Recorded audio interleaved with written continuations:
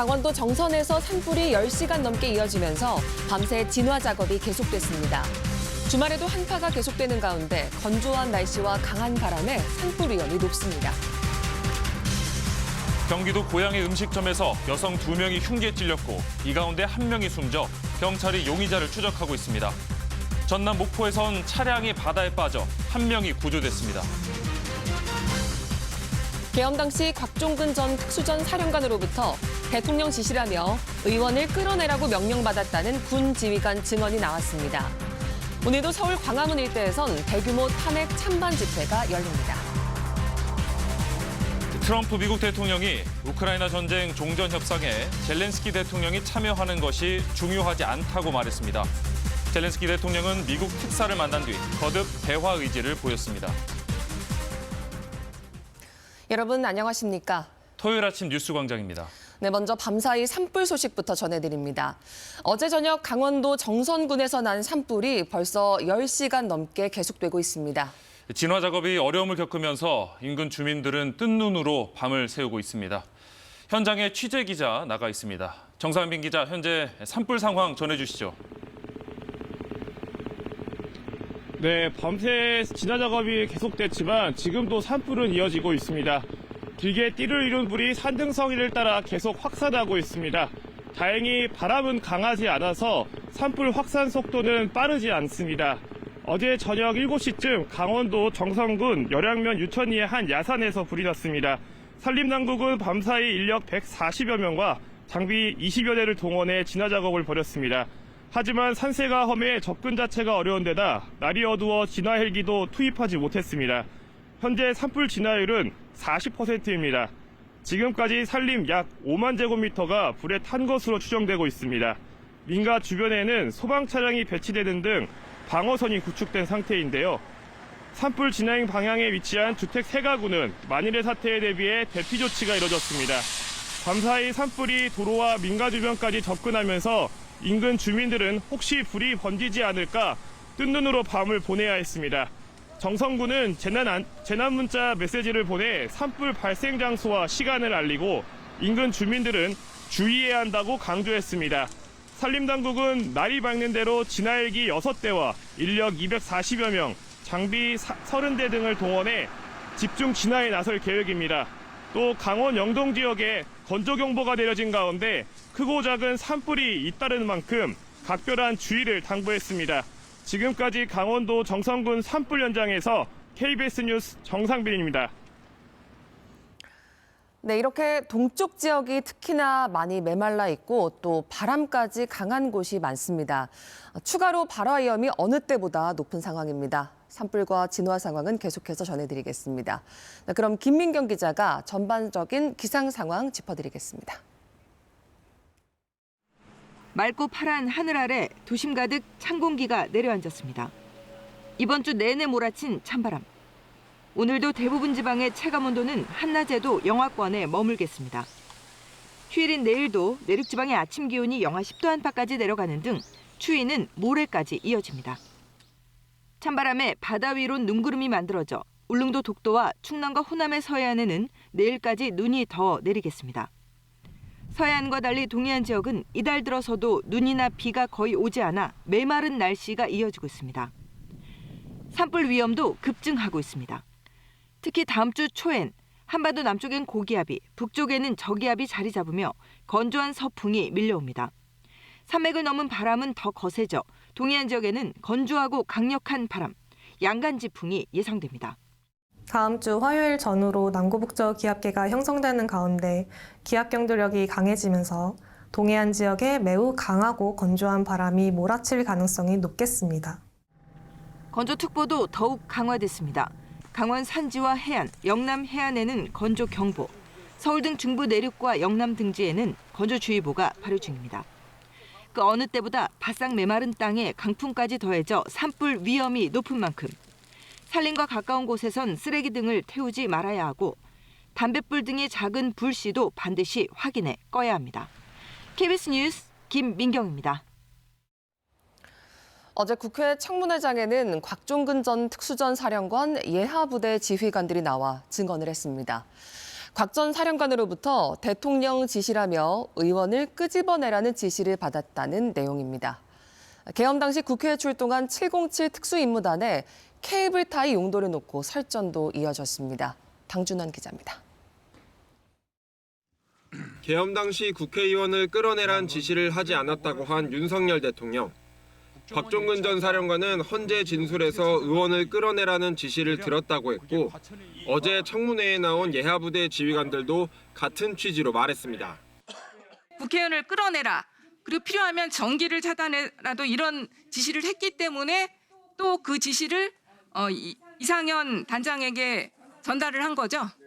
대통령님께서 그런 지시를 하셨다는 말씀이십니까?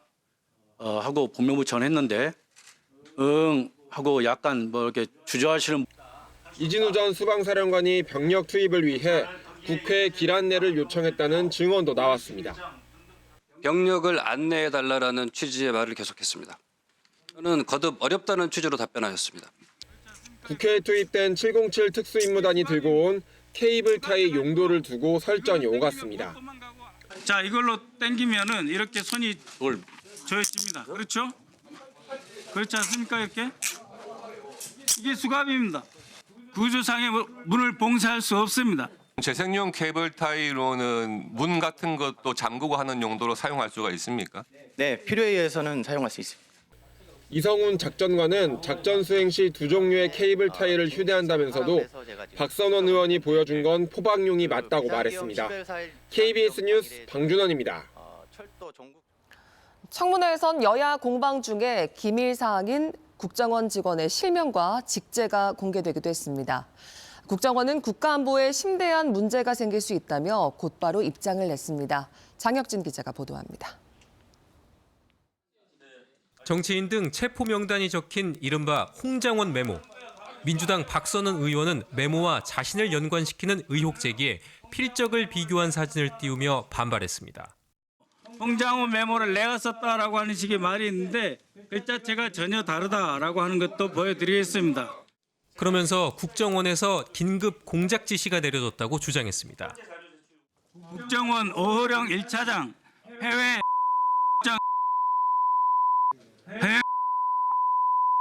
장 이 세 사람이 홍장훈 차장과 민주당 그리고 저를 연결시켜서 내란 공작을 하려는 긴급 공작 지시 지금 내려졌다고 하오니 문재인 정부 당시 국정원 1차장을 지냈던 박 의원이 직원 이름과 구체적 직제를 언급한 겁니다. 국정원 직원은 퇴직 후에도 직무상 알게 된 비밀을 누설하면 안 되는데 국정원법엔 조직과 소재지, 정원에 비공개 규정이 있습니다. 국정원은 즉시 입장을 내고 긴급 공작 지시는 전혀 사실이 아니라고 밝혔습니다. 또 국정원 출신이자 정보위원인 박 의원이 공개석상에서 직원 실명을 거론한 건 국가안전보장에 심대한 악영향을 야기할 수 있다며 유감을 표했습니다. 국정원은 원장과 차장 등 정무직 5명을 제외한 나머지 직원들의 소속과 이름을 공개하지 않고 있습니다. KBS 뉴스 장혁진입니다. 주말인 오늘 서울 도심에서 대통령 탄핵 찬반 대규모 집회가 예정돼 있어 교통 혼잡이 예상됩니다. 서울경찰청은 오늘 오후 서울 세종대로, 사직로, 남대문로 등 도심에서 윤 대통령 탄핵에 찬성하는 퇴진 비상행동과 탄핵에 반대하는 자유통일당 등이 주최하는 집회와 행진이 예정돼 있다고 밝혔습니다. 한편 더불어민주당 지도부는 오늘 오후 헌법재판소 인근 서울 안국역 일대에서 윤석열 대통령 파면을 촉구하는 대규모 집회를 열 예정입니다. 미국과 러시아가 우크라이나를 배제하고 종전 협상에 착수하자 우크라이나가 강하게 반발하고 있는데요. 트럼프 미국 대통령이 젤렌스키 대통령의 협상 참여 여부는 중요하지 않다고 또다시 돌직구를 날렸습니다. 젤렌스키 대통령은 대화를 이어가겠다는 의지를 거듭 보였습니다. 워싱턴 김경수 특파원입니다. 트럼프 미국 대통령은 현지 시각 21일 라디오 인터뷰를 통해 우크라이나 종전 협상을 다시 언급했습니다. 트럼프는 젤렌스키 우크라이나 대통령은 3년 동안 회의에 참석했지만 전쟁을 끝내지 못했다면서 그의 협상 참여 여부는 중요하다고 생각하지 않는다고 말했습니다. 진행 중인 미국과 러시아 간 종전 협상에 우크라이나가 낄 여지를 남기지 않은 겁니다. He wasn't invited to a meeting I mean, it wasn't a priority because he did such a bad job in negotiating so far. 트럼프 대통령은 그러나 젤렌스키 대통령의 전화는 여전히 받을 것이라고 덧붙였습니다. 이런 가운데 키스 켈로그, 미국 우크라이나 러시아 특사도 소셜미디어를 통해 젤렌스키 대통령은 용감한 지도자라고 평가하면서 미국의 대화 노력을 이어가려는 모습을 보였습니다. 앞서 하루 전 젤렌스키 우크라이나 대통령은 키스 켈로그 특사와 회동 뒤 공동 기자회견을 예고했다가 이를 취소하면서 협상이 순조롭지 않다는 관측이 나왔습니다. 젤렌스키 대통령도 트럼프 대통령을 강하게 비난하며 설전을 주고받았지만 미국 특사와의 만남 뒤엔 희망을 언급하며 대화 의지를 내비쳤습니다. Генерал Келох, зустріч, яка відновлює надію, нам потрібні сильні угоди з Америкою, угоди, які справді спрацюють. 한편 미국 방문을 앞두고 있는 안제이 두다 폴란드 대통령은 젤렌스키 우크라이나 대통령에게 미국 대통령과의 건설적인 협력을 유지하라고 소셜미디어를 통해 밝혔습니다. 워싱턴에서 KBS 뉴스 김경수입니다. 스콧 베센트 미국 재무장관과 중국 경제 분야 실세 관료인 허리펑 중국 국무원 부총리가 어제 처음으로 화상 통화를 하고 관세를 비롯한 양국 간 경제와 통상 현안에 대해 논의했습니다. 이번 통화는 미국 측 요청에 따라 이뤄진 것으로 전해졌습니다. 양측은 이번 통화에서 미중 양국의 경제 무역 관계 중요성을 인정한 가운데 특히 중국 측이 미국의 대중 관세 부과 등에 대해 우려를 표명한 것으로 알려졌습니다. 트럼프 관세 정책의 파장이 미국 기업들에도 부메랑으로 돌아오고 있습니다. 각 기업들은 대응책 마련에 부심하고 있는데요. 대부분의 아이폰을 중국에서 제조하는 애플도 최고 경영자가 백악관을 찾았습니다. 뉴욕에서 박일중 특파원입니다. 미국의 대표적인 유통기업 월마트의 주가가 하루 새 6% 넘게 떨어졌습니다. 올해 실적 전망치가 시장의 예상에 못 미쳤기 때문입니다. 소비심리 위축에 월마트는 판매 제품의 3분의 1이 수입품이라 관세로 물건값이 오르면 수익 감소가 불가피합니다. 월마트는 낮은 가격을 유지하기 위해 노력하겠지만 관세의 영향에서 자유로울 수 없다고 밝혔습니다. 중국에 대한 10% 관세로 순이익이 3% 줄 것으로 예상되는 애플의 최고 경영자 팀 쿡은 백악관을 찾았습니다. 아이폰은 대부분 중국에서 생산하는데 트럼프 대통령이 애플이라고 해서 면제는 없을 거라고 밝혔기 때문입니다. This is a simple system. I mean, there wouldn't be any. And in the case of Apple, I gave them a waiver, an exemption in my first term. 상대국들의 맞대응도 본격화되고 있습니다. 중국은 구글에 대한 반독점 조사를 시작했고 애플의 앱스토어 수수료에 대한 조사도 착수할 예정입니다. 유럽은 수입 농식품의 농약 등 생산 기준 강화를 예고했습니다. That other countries will feel need to retaliate. The tariffs on foreign goods will be a tax on our consumers. When they retaliate, they'll be hurting themselves, but also hurting U.S. exporters. 트럼프 대통령은 또다시 관세를 많이 걷어 소득세를 없앨 수도 있다고 했습니다. 그러려면 물가 상승과 성장률 하락을 감수해야 한다는 게 전문가들의 의견입니다. 뉴욕에서 KBS 뉴스 박일중입니다. 우리 정부도 트럼프 관세 정책에 대응하기 위해 미국과 첫 협의를 가졌습니다. 이 자리에서 우리나라를 관세 대상에서 빼줄 것을 요구했는데요. 일단은 미국의 진위를 파악하는 데 주력한 걸로 보입니다. 보도에 정재우 기자입니다. 나흘 동안 미국을 방문한 박종원 산업부 통상차관보. 계속해서 논의가 진행될 텐데 그 논의가 잘 진행될 수 있도록 그 토대를 잘 만들도록 하겠습니다. 미국과 첫 협의의 초점은 관세와 보조금에 맞춰졌습니다. 다음 달 12일 시행이 예고된 철강, 알루미늄 관세 부과 대상에서 한국을 빼달라고 요청했습니다. 4월 발표할 상호 관세도 한국엔 물릴 필요 없다고 설득했습니다. 한국과 미국은 FTA로 이미 관세가 거의 없다는 걸 부각했다는 겁니다. 의회 인사들을 만나서는 반도체 보조금 문제를 논의했습니다. 법으로 규정된 자동차 반도체 보조금이 유지될 수 있도록 우호적 환경을 조성해 줄 것을 당부하면서 우리 기업이 대미 투자에 적극적임을 강조했습니다. 한미 간 첫 협의는 일단 우리 입장을 미국에 전하고 미국의 진짜 의도를 파악하는 데 초점이 맞춰졌던 걸로 보입니다. 품목도 아직 완벽하게 구체화가 되진 않았거든요. 의도가 뭔지, 구체적인 범위가 뭔지 그런 거를 좀 파악을 하기 위한 게 아닌가. 미국을 찾은 최태원 대한상의 회장 등 기업인들도 한국 기업이 미국에 만든 일자리가 80만 개에 달하고 앞으로도 조선 에너지 반도체에서 협력을 넓힐 수 있다며 미국 인사들 설득에 주력했습니다. 국내에선 안덕근 산업부 장관이 주한 미국 대사 대리를 만나 양국의 안정적인 협력을 당부했습니다. 정부는 조만간 안 장관의 방미도 예정돼 있다며 한미 간 고위급 협의를 이어갈 거라고 밝혔습니다. KBS 뉴스 정재우입니다. 막바지 겨울 추위가 매섭습니다. 지금 경기와 강원 지역, 충북과 경북에는 한파특보가 발효 중입니다. 오늘 아침 서울 기온이 영하 5.6도, 일요일인 내일은 영하 7도까지 내려가면서 내일까지도 추위는 계속되겠습니다. 하늘은 대체로 맑겠지만 충청과 호남, 제주에는 눈이 내리겠습니다. 눈의 양은 오늘 충청과 호남 지역에 1cm 안팎, 제주 산지에 1에서 5cm, 대설 경보가 내려진 울릉도와 독도는 모레까지 최대 30cm 정도의 눈이 내리겠습니다. 차고 건조한 바람이 계속 불어오면서 대기는 바짝 메말라 있습니다. 정선에는 불이 나서 지금 진화 작업 중인데요. 작은 불씨가 큰 불로 번질 수 있는 만큼 불조심하셔야겠습니다. 현재 기온 살펴보겠습니다. 춘천이 영하 10.1도, 대전 영하 4.6도로 대부분 영하권 추위가 이어지고 있고요. 한낮에는 서울이 2도, 대전 4도, 광주 3도, 울산 6도에 머물면서 어제보다 기온이 조금 낮겠습니다. 바다의 물결은 먼바다를 중심으로 물결이 높게 일겠습니다. 조업하시는 분들은 안전사고에 각별히 유의하셔야겠습니다. 다음 주 화요일부터는 기온이 점차 오르겠습니다. 금요일에는 서울의 낮 기온이 12도까지 오르면서 포근하겠습니다. 날씨였습니다. 경기도 고양시의 한 음식점에서 흉기에 찔려 숨진 60대 여성과 부상을 입은 50대 여성이 발견돼 경찰이 용의자를 추적하고 있습니다. 전남 목포시 동명안 인근에선 바다에 빠진 차량 안에 있던 40대 여성이 구조됐습니다. 사건 사고 소식 황다혜 기자가 전해드립니다. 어제 저녁 8시 20분쯤 고양시 덕양구의 한 음식점에서 여성 2명이 쓰러져 있다는 신고가 접수됐습니다.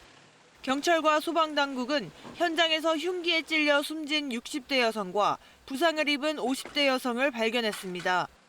8시에서 8시 반 사이에 소방차 2대 온 거 봤고 그냥 불 나거나 뭐 그랬나 보다 하고 넘겼는데 점점. 경찰은 폐쇄회로 TV 분석 등을 토대로 용의자를 추적하고 있습니다. 어제 오후 4시 40분쯤 전라남도 목포시 동명항 인근 해상에 차량에 빠졌다는 신고가 접수됐습니다. 해경과 소방당국은 수중으로 가라앉은 차 안에서 의식과 호흡이 모두 없던 40대 여성을 구조해 병원으로 이송했습니다. 해경은 폐쇄회로 TV와 목격자 등을 토대로 추락 경위를 조사하고 있습니다. 어제 오후 4시 20분쯤 경기 안양시 만안구의 한 자동차 운전학원에서 불이 나 20분 만에 꺼졌습니다. 이 불로 60대 남성이 이마와 다리에 2도 화상을 입어 병원으로 옮겨졌고 학생 20명이 스스로 대피했습니다. 경찰과 소방당국은 정비소 관계자가 용접 작업을 하던 중 불티가 오일 용기로 튀어 화재가 시작된 것으로 보고 정확한 화재 원인과 피해 규모를 조사하고 있습니다. KBS 뉴스 황다혜입니다. 대전의 군 교육기관에서 교육을 받던 30대 육군 장교가 고속도로에서 차에 치여 숨지는 사고가 발생했습니다. 같이 교육을 받던 동료들과 회식한 뒤 혼자 사라졌다가 사고를 당한 것으로 경찰은 보고 있습니다. 이 내용은 박연선 기자입니다. 그젯밤 10시 20분쯤 호남고속도로 논산 방향 유성분기점 인근에서 30대 남성이 차에 치여 숨졌습니다. 경찰이 확인한 이 남성의 신원은 인근 군교육기관에서 교육을 받던 육군 장교였습니다. 고속도로를 걸어서 건너다 사고를 당한 것으로 추정됩니다. 고속도로 들어오시게 된 경위는 저희가 이제 조사를 하고 있어서 이제 CCTV라든지 행적을 저희가 추적하고 있습니다. 남성은 그젯밤 회식 후 동료들과 PC방을 찾았다가 홀로 사라진 것으로 알려졌습니다. 해당 PC방과 사고 지점과의 거리는 1.4km. 경찰은 남성이 걸어서 인근 굴다리를 지나 군시설 쪽으로 이동한 것으로 보고 있습니다. 당시 일행의 상당수는 만취 상태였던 것으로 추정됩니다. 행동이나 말이나 어조나 이런 거 보면은 술을 엄청 먹었구나 딱 느낌이 들어가지고. 자동차 전용 도로인 고속도로는 보행자의 출입이 엄격히 통제되지만 사고 장소 주변은 진출입이 비교적 수월했을 것으로 보입니다. 사고가 난 고속도로와 맞닿아 있는 일반 도로입니다. 보시는 것처럼 가드레일이 낮고 둔덕이 완만해 성인 남성이라면 쉽게 진입할 수 있는 구조입니다. 경찰은 모임에 참여했던 동료 장교와 차량 블랙박스, CCTV 등을 토대로 정확한 사고 경위를 조사하고 있습니다. KBS 뉴스 박연선입니다. 최근 여객기 참사에 이어 리조트 공사장 화재, 어선 전복 사고 같은 각종 안전사고가 잇따르자 정부와 여당이 대책 마련에 나섰습니다. 공석인 행정안전부 장관 임명 필요성도 강조했습니다. 이윤우 기자입니다. 국민안전 대책을 점검하는 당정회의. 고용노동부 장관과 해수부 장관, 국토교통부 장관, 행안부 장관, 직무대행이 모두 모였습니다. 가슴 아픈 대형 참사들이 반복되어 왔습니다. 이제는 정말 비극적인 참사의 고리를 끊어야 할 때라는 것을 분명히 말씀드립니다. 정부와 여당은 우선 어선사고 대책을 마련했습니다. 어선사고는 주로 기상 악화와 무리한 조업 외에도 구명조끼 미착용으로 벌어진다며 기상특보 시 출입항 관리 등 긴급 조치, 해수부 인명피해 저감 TF 가동과 함께 조업 선원들에게 팽창식 조끼를 무상 지급하기로 했습니다. 부산의 호텔 공사장 화재를 계기로 대형 공사장 2,000여 곳의 화재 안전조사에도 나섭니다. 건축물 사용 전후에 관계자의 화재 안전에 대한 책임성 강화를 위해서 소방시설공사업법, 화재예방법 등 관계 법령 개정도 추진할 계획입니다. 항공 안전을 위해 신공항 종단 안전구역을 확보해 공항시설을 개선하고 조류 충돌 예방과 기내 보조 배터리 관리를 강화하는 대책을 추진합니다. 국민의힘은 재난 안전을 총괄하는 주무부처인 행정안전부 장관이 공석이라며 철저한 안전 대응을 위해서라도 장관 임명이 시급하다고 강조했습니다. KBS 뉴스 이윤우입니다. 부산 반얀트리 리조트 화재로 숨진 6명의 피해자 유족들이 오늘 오전 10시 사고 현장 앞에서 기자회견을 열고 이번 사고에 대한 철저한 수사를 촉구할 예정입니다. 현재 피해자 6명 가운데 2명의 유족들은 관계기관의 대처와 진상규명 노력 등이 미흡하다며 장례 절차를 미루고 있습니다. 민주당 이재명 대표가 비명계 인사를 잇따라 만나며 통합 행보에 나섰는데요. 어제는 지난 총선에서 공천 탈락한 박용진 전 의원을 만나 함께 위기를 극복하자며 손을 맞잡았습니다. 또 우클릭 행보에 대한 비판이 이어지자 양대 노총을 찾아 노조 달래기에 나서기도 했습니다. 이희연 기자가 보도합니다. 비명계에 연일 통합 손짓을 보내고 있는 이재명 대표. 지난 총선에서 친명계 후보에게 경선에서 패한 박용진 전 의원과 마주했습니다. 박 의원이 가슴 아픈 만큼은 아니지만 저도 사실은 안타까워. 앞으로 더 큰 역할을 한번 같이 만들어가면 좋겠다. 박 전 의원도 대의명분 앞에 모든 걸 털어내겠다며 화답했습니다. 비명으로 불리는 사람들의 목소리, 의견 최대한 듣고 당을 통합해 나가는 데 역할을. 최근 이 대표의 우클릭 행보에 정통 지지층의 우려가 나오자 이번엔 노동계 끌어안기에 나섰습니다. 노동시간 단축과 주 4일 근무 사회로 나아가야 한다며 비정규직 문제 합리화 정책도 필요하다고 강조했습니다. 중도 보수 발언에 대한 당 안팎의 비판은 정면으로 반박했습니다. 어떻게 세상을 흑백으로만 봐요? 보수 아니면 진보입니까? 우리 당은 진보부터 보수까지 스펙트럼이 아주 다양하죠. 국민의힘은 민주당이 노조 눈치를 보며 주 52시간 예외 등에 반대하면서 중도 보수 정당을 표방하는 건 거짓이라고 비판했습니다. 정치 사기입니다. 양다리 걸치는 기회주의입니다. 선거 공학만 머리에 있을 뿐 국민의 미래는 안중에도 없는 것입니다. 또 국정협의회에서 반도체법과 연금 개혁 등에 합의하지 못한 것도 입법 권력을 독점한 민주당의 태도 불변 때문이라고 지적했습니다. KBS 뉴스 이희연입니다. 대통령은 재판을 받지 않는 게 다수설이라고 한 이재명 대표의 최근 발언이 논란이 되고 있습니다. 헌법 84조에 대통령 불소추 특권을 들어 자신이 대통령이 되면 현재 받고 있는 재판들이 중지될 거라고 한 건데요. 국민의힘은 대통령직을 면죄부로 쓰려는 거냐며 비판했습니다. 먼저 박영민 기자가 보도합니다. 소는 기소를 말하고 추는 소송 수행을 말하는 것이어서 어쨌든 정지된다는 게 다수설이죠. 12개 혐의 5개 재판을 받고 있는 이재명 대표가 대통령이 되면 재판은 중지될 거라고 한 말입니다. 헌법 84조, 대통령은 내란 또는 외환죄를 제외하고 재직 중 형사상 소추를 받지 않는다는 불소추 특권을 언급한 겁니다. 다만 대통령 당선 전 기소된 경우에 대해서는 해석이 분분한데 민주당은 재판 중지에 힘을 보탰습니다.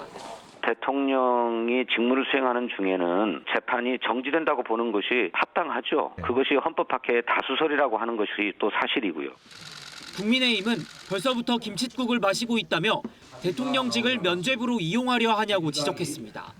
멀쩡한 사람이 대통령이 되어야 한다. 이 대표는 출마해선 안 된다는 말도 나왔습니다. 마치 법적으로만 문제가 없으면 아무 문제가 없는 것처럼 이야기하는 것은 부끄러운 일이죠. 국민적 판단이 있을 겁니다. 헌법 84조 논란은 한동훈 전 대표가 지난해 6월 이화영 전 경기부지사의 대북송금 의혹 실형 선고 직후 제기한 바 있습니다. 2017년 대선을 앞두고도 비슷한 논란이 있었는데 1심 유죄, 2심 무죄를 받은 당시 홍준표 자유한국당 후보는 당선되면 재판이 중지된다고 했고 민주당에선 이미 기소된 사건이 확정되면 대통령직을 잃는다고 주장했습니다. KBS 뉴스 박영민입니다. 그렇다면 이번 정치권 논란을 법조계에서는 어떻게 보고 있을까요? 의견은 다소 엇갈리는데요. 쟁점은 형사상 소추의 범위를 어디까지로 볼 것인지에 달려 있습니다. 이재희 기자가 자세히 짚어봤습니다. 헌법 84조는 대통령의 불소추 특권을 규정한 조항입니다. 대통령은 내란 또는 외환죄를 범한 경우가 아니면 형사상 소추를 받지 않는다고 명시하고 있습니다. 이때 형사사건에 대해 소를 제기한다는 소추의 뜻을 그대로 적용해야 한다는 해석이 있습니다. 대통령에 대한 검사의 수사와 공소 제기만 금지할 뿐 사법부 영역인 재판과는 명백하게 구분해야 한다는 겁니다. 소추라는 개념을 쓴 건 뭐냐면은 대통령이 재직 중에 검사가 대통령 흔들지 말라 형사재판하지 않는다 그러면은 재직 중 형사재판을 받지 않는다 이렇게 써야 돼요.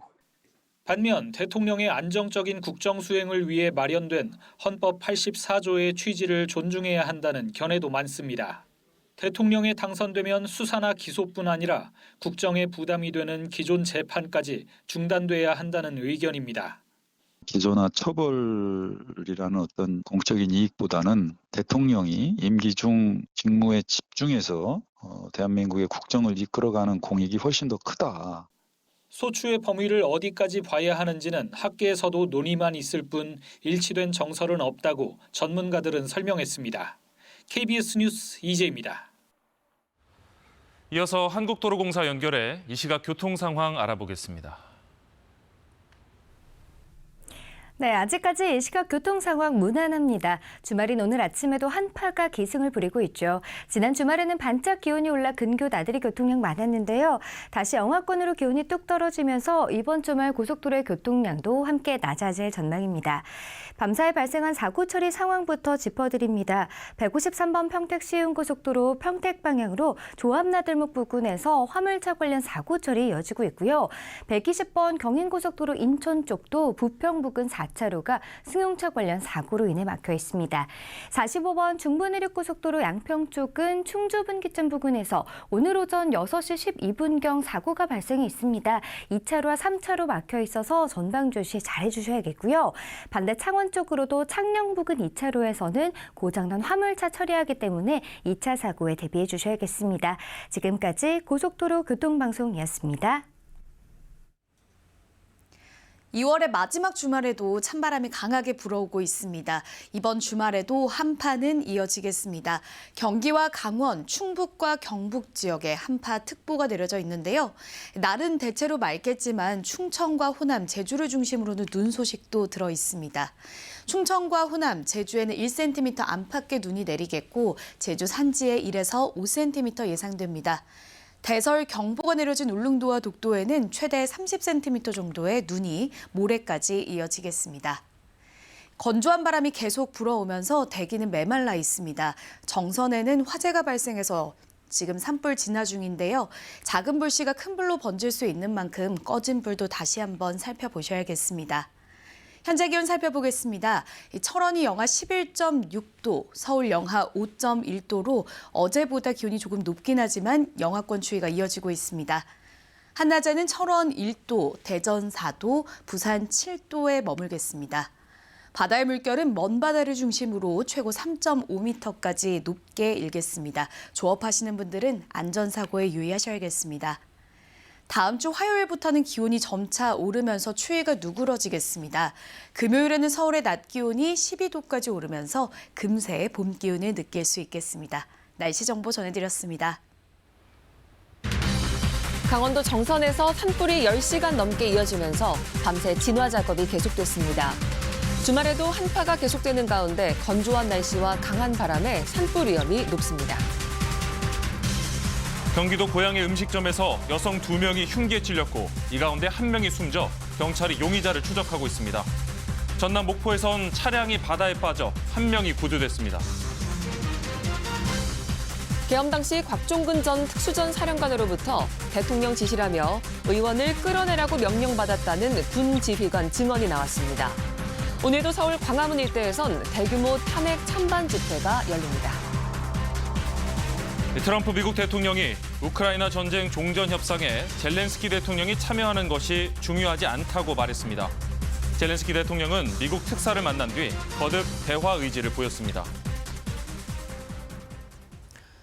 헌법재판소가 다음 주 화요일 윤석열 대통령 탄핵 심판 마지막 변론기일을 진행합니다. 11번째 변론기일, 이제 국회 측과 대통령 측의 최후 진술을 남겨두고 있습니다.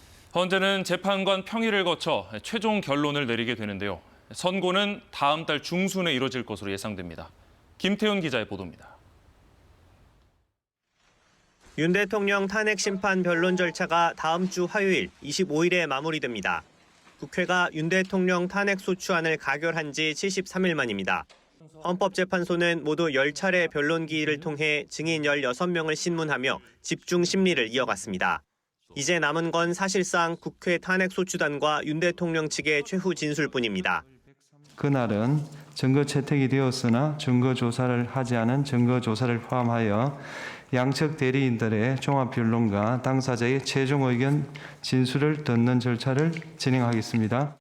헌재는 다음 주 마지막 기일 때 양측 대리인에게 각각 2시간씩 종합 변론 기회를 준 뒤 정청래 국회 탄핵소추위원과 윤석열 대통령으로부터 시간 제한이 없는 최종 의견 진술을 듣습니다. 변론 절차가 다 끝나면 철저한 보안 속에 재판관 평의를 이어가고 마지막 평의에서 각 재판관 의견을 최종 취합하는 평결 절차를 거치게 됩니다. 그 다음 주심 재판관 주도로 결정문을 쓰고 선고 기일을 잡게 됩니다. 앞서 노무현 전 대통령은 변론이 끝난 뒤 14일, 박근혜 전 대통령은 11일 뒤 선고가 이뤄졌습니다.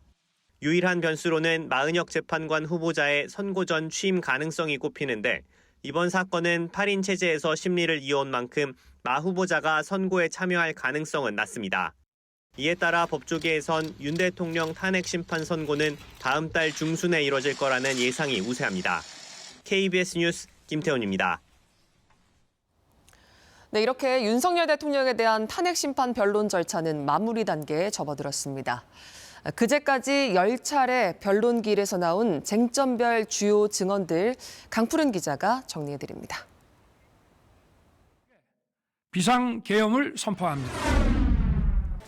10차까지 이어진 윤 대통령 탄핵 심판 변론에서 가장 큰 쟁점은 비상계엄이 적법한 요건과 절차를 갖췄냐는 것이었습니다.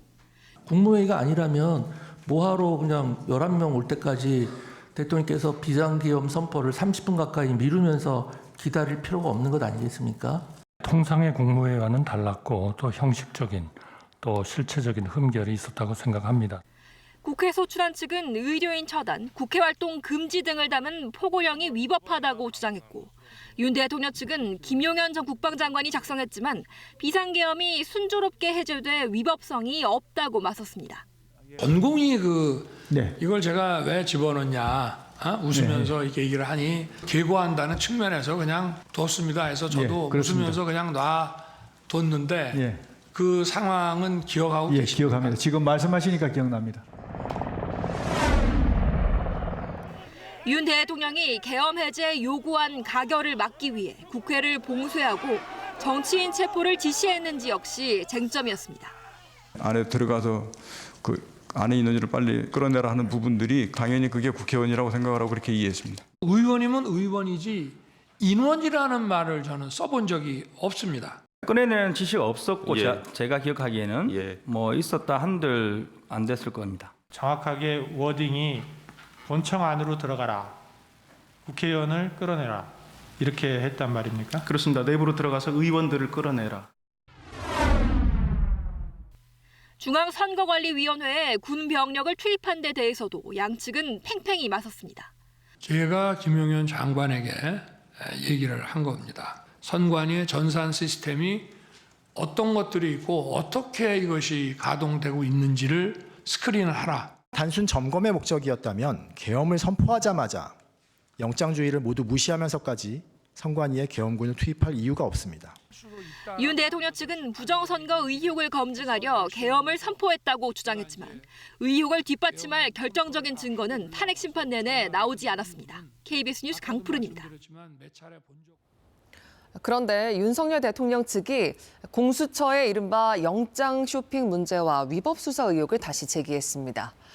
공수처가 대통령 체포영장을 청구했던 서울 서부지법이 아닌 서울중앙지법의 영장을 청구했다가 기각된 사례를 확인했다고 했는데 공수처는 내란죄 수사권 문제와는 무관하다며 반박했습니다. 최유경 기자입니다. 윤석열 대통령 측이 긴급 기자회견을 열어 영장 관할권 문제를 다시 제기했습니다. 공수처가 지난해 12월 윤 대통령 체포영장을 서울 서부지법에 청구하기 전 서울중앙지법에 영장을 청구했다가 기각된 사례를 발견했다는 겁니다. 윤 대통령 측이 제시한 사례는 모두 4건. 지난해 12월 6일과 8일에 청구한 압수수색 영장과 통신 영장입니다. 모두 윤 대통령이 피의자로 적시됐다고 했습니다. 중앙지방법원에서 통신영장조차 기각을 당하자 서부지법으로 영장 쇼핑을 나선 것입니다. 위법한 영장에 근거하여 대통령을 체포하고 공수처는 즉각 반박했습니다. 비상계엄 수사 초기 압수수색 영장과 통신영장이 기각된 적은 있지만 압수수색 영장의 경우 윤 대통령이나 관저, 대통령실은 대상이 아니었다고 했습니다. 또 기각 사유의 공수처의 내란죄 수사권 문제는 언급된 적 없다고 밝혔습니다. 비슷한 영장이 중복 청구되고 있으니 검찰, 경찰과 협의해달라는 게 기각 사유였다는 겁니다. 영장 기각 사실은 공수처가 2달여 전 직접 공개한 내용입니다. 검찰, 공수처, 경찰은 협의를 거쳐 조정한 후 청구하는 조치를 취하라는 사유를 들어 영장을 기각하였습니다. 윤 대통령 측은 청구 이력을 기재하지 않고 압수수색 영장과 체포영장을 재청구해 위법하다는 주장도 했는데 공수처는 윤 대통령의 체포, 구속영장은 서울 서부지법에 처음 청구했고 법원에서 영장에 문제가 없다는 점을 여러 차례 확인받았다고 밝혔습니다. 또 오동훈 공수처장이 우리법연구회 출신이라는 윤 대통령 측 주장에 대해서도 사실이 아니라고 밝혔습니다. KBS 뉴스 최혜경입니다. 윤석열 대통령이 대통령 경호처를 통해 체포영장 집행을 저지하려 한 혐의로 입건됐습니다. 경찰은 당시 대통령과 김성훈 경호처 차장이 관련 대화를 주고받은 휴대전화 메시지 내용을 확보했습니다. 추지연 기자가 전하겠습니다. 공수처가 윤석열 대통령에 대한 1차 체포영장 집행에 나선 지난달 3일 대통령 경호처는 차벽을 겹겹이 세워 공수처 인력의 진입을 막았고 체포영장의 집행은 무산됐습니다. 이 1차 체포영장 집행 당일과 나흘 뒤 윤 대통령과 김성훈 경호처 차장이 나눈 휴대전화 메시지를 경찰이 확보했습니다. 이 메시지 대화에서 윤 대통령은 국군 통수권자의 안전만 생각해라, 경호구역을 완벽하게 통제하라고 했고 김 차장은 숭고한 임무를 위해 충성을 다하겠다, 직원들에게 주지시키겠다고 답했다고 알려졌습니다. 이 대화는 보안성이 높다고 알려진 한 암호화 메신저를 통해 이루어진 것으로 알려졌습니다. 경찰은 윤 대통령을 특수공무집행 방해 혐의로 입건해 수사 중이라고 밝혔습니다. 하지만 윤 대통령은 현직 신분이라 해당 혐의로 형사소추되지는 않습니다. 앞서 김성훈 경호처 차장은 체포영장 집행 저지와 관련해 대통령 지시는 없었다고 주장했습니다. 대통령 지시인가요? 지시가 아닙니다. 법률에 따라 경호 임무 수행을 한 겁니다. 경찰은 윤 대통령의 체포영장 집행 저지 의혹까지 포함해 김 차장의 구속영장을 신청했지만 검찰은 3차례 반려했습니다. KBS 뉴스 최재훈입니다. 금값이 그야말로 끝없이 오르고 있습니다. 국제 금 시세가 처음으로 온스당 3,000달러를 뚫을 기세인데요. 이러다 보니 막대한 양의 금이 나라를 옮겨가는 기현상도 벌어지고 있습니다. 김준범 기자의 보도입니다. 세계 금거래 양대 산맥은 미국 뉴욕과 영국 런던입니다. 뉴욕은 주로 선물이, 런던은 현물이 거래되는데 두 곳의 금값이 최근 벌어지고 있습니다. 어제 기준으로 뉴욕은 온스당 2,945달러, 런던은 2,924달러, 격차가 20달러가 넘습니다. 최근 60달러 정도 벌어진 날도 있었습니다. 이러니 싼 런던의 금을 비싼 뉴욕으로 옮겨서 팝니다. 운송비를 빼도 남는 장사입니다. 투기꾼들의 한탕 수준이 아닙니다. 투자은행 JP모건 등 세계적 은행이 주도하고 있습니다. 최근 2달간 영국에서 미국으로 건너간 금이 390여 톤, 한국은행 금 보유량의 3배 이상입니다. 그야말로 금 대이동입니다. 트럼프 대통령의 관세 전쟁도 이걸 더 부추깁니다. 원자재 일종인 금에도 관세를 매길지 모르니 서두르자는 겁니다. 관세 붙기 전에 빨리 금을 수입하자라고 하는 부분들이 생기면서 이게 결국은 이제 미국 내에서 이제 금 사재기가 먼저 일어나기 시작을 한 거죠. 국제 금값은 온스당 3,000달러에 육박했습니다. 한 번도 본 적 없는 가격대입니다. 최근 10년 추이를 보면 1,200달러 부근에서 3,000달러 부근까지 2.5배가 됐습니다. 최근 유독 급등했지만 단기적 현상만은 아니란 얘기입니다. 국내 금값은 여기에 웃돈이 더 붙습니다. 국제 시세보다 비싼 이른바 김치 프리미엄이 지난주 20%를 넘었고 다소 줄어든 이번 주도 10% 안팎입니다. KBS 뉴스 김준범입니다. 금값이 이렇게 뛰다 보니 전국 금은방엔 비상이 걸렸습니다. 경남 지역을 돌며 7곳의 금은방에서 금부치를 훔친 남성이 경찰에 붙잡혔고 또 전주와 대구 등 전국 곳곳에서 금은방 절도범들이 활개치고 있습니다. 김효경 기자가 보도합니다. 모자에 마스크를 쓰고 장갑까지 낀 남성이 금은방에 들어섭니다. 코인 투자로 돈을 벌었다며 금 제품을 사고 싶다고 말합니다. 제품을 보여달라며 이것저것 살펴보던 남성. 직원이 잠시 한눈판 사이 탁자에 놓인 금목걸이와 금팔찌를 그대로 낚아챕니다. 밖으로 달려나온 남성은 세워둔 오토바이를 타고 황급히 도망칩니다. 남성이 훔친 금부치는 모두 2,700만 원어치. 순금 제품 위주로 사고 싶다 하셔가지고 조금 더 응대할 때 조심스러운 부분은 있기는 한 것 같아요. 사흘 뒤 경남 양산에 다시 나타난 남성. 금은방 직원의 신고를 받고 출동한 경찰이 추격을 시작합니다. 무법 질주로 달아나는 남성. 앞을 막아선 순찰차에 결국 붙잡히고 맙니다. 이 40대 남성은 경남 김해와 부산 등 금은방 7곳을 돌며 원정 절도에 나섰다 덜미가 잡혔습니다. 어제는 전북 전주에서 금목걸이 1,600만 원어치를 훔친 30대 남성이 붙잡혔고 대구에서도 금반지 2개를 훔쳐 달아난 남성을 경찰이 쫓고 있습니다. 금값 인상 등에 따라 금은방 절도가 늘어날 것에 대비하여 관내 금은방 상대로 예방 활동을 강화하고 있습니다. 경찰은 금은방 절도 사건이 잇따르자 모자 등으로 얼굴을 가린 손님을 주의하고 보안을 강화할 것을 당부했습니다. KBS 뉴스 김효경입니다. 서울 삼성동 옛 한전부지를 사들여 신사옥을 짓기로 한 현대차 그룹이 설계를 변경해 서울시에 제출했습니다. 기존 105층 건물을 짓는 대신 54층 건물 3동으로 계획이 바뀌었는데요. 개발에 대한 기대와 또 부동산 가격 상승에 대한 우려가 엇갈리고 있습니다. 김성수 기자가 보도합니다. 2014년 현대차는 서울 삼성동 옛 한전 부지를 10조 원에 사들였습니다. 금싸라기 땅으로 불려온 한전 본사 부지의 새 주인으로 현대자동차그룹이 105층 건물로 서울의 랜드마크를 만들겠다는 야심찬 계획을 세웠지만 공사는 오랜 기간 별 진전이 없습니다. 지연되니까 미관상 좀 보긴 안 좋죠. 그리고 차가 좀 많이 막히죠. 일조권 갈등에 국방부와의 비행안전 협의 마찰 등이 겹치면서 부지 매입에 따른 금융 비용이 급격히 늘기 시작했습니다. 지난해 현대차가 55층 2개 동으로 설계 변경을 신청했지만 서울시와 협의가 진행되지 않았습니다. 현대차가 결국 내놓은 새 설계안은 54층 건물 3개 동을 짓겠다는 겁니다. 업무와 숙박, 판매, 문화시설과 전망대 등이 들어섭니다. 서울시도 이번엔 현대차와 추가 협상을 진행하겠다며 긍정적인 반응을 보이고 있습니다. 공사가 본궤도에 오르면 주변 국제교류 복합지구 개발도 탄력을 받을 것으로 기대됩니다. 다만 최근 토지거래허가 해제와 맞물려 강남 부동산 가격을 더 자극할 거라는 우려도 나옵니다. 인근 지역의 토지 가격이나 건물 가격도 더 나가서 아파트 가격은 상승할 가능성이 높습니다. 향후 서울시와 현대차의 협상에선 2016년 1조 7천억여 원이었던 공공기여금을 얼마로 조정하느냐가 쟁점이 될 것으로 보입니다. KBS 뉴스 김성수입니다.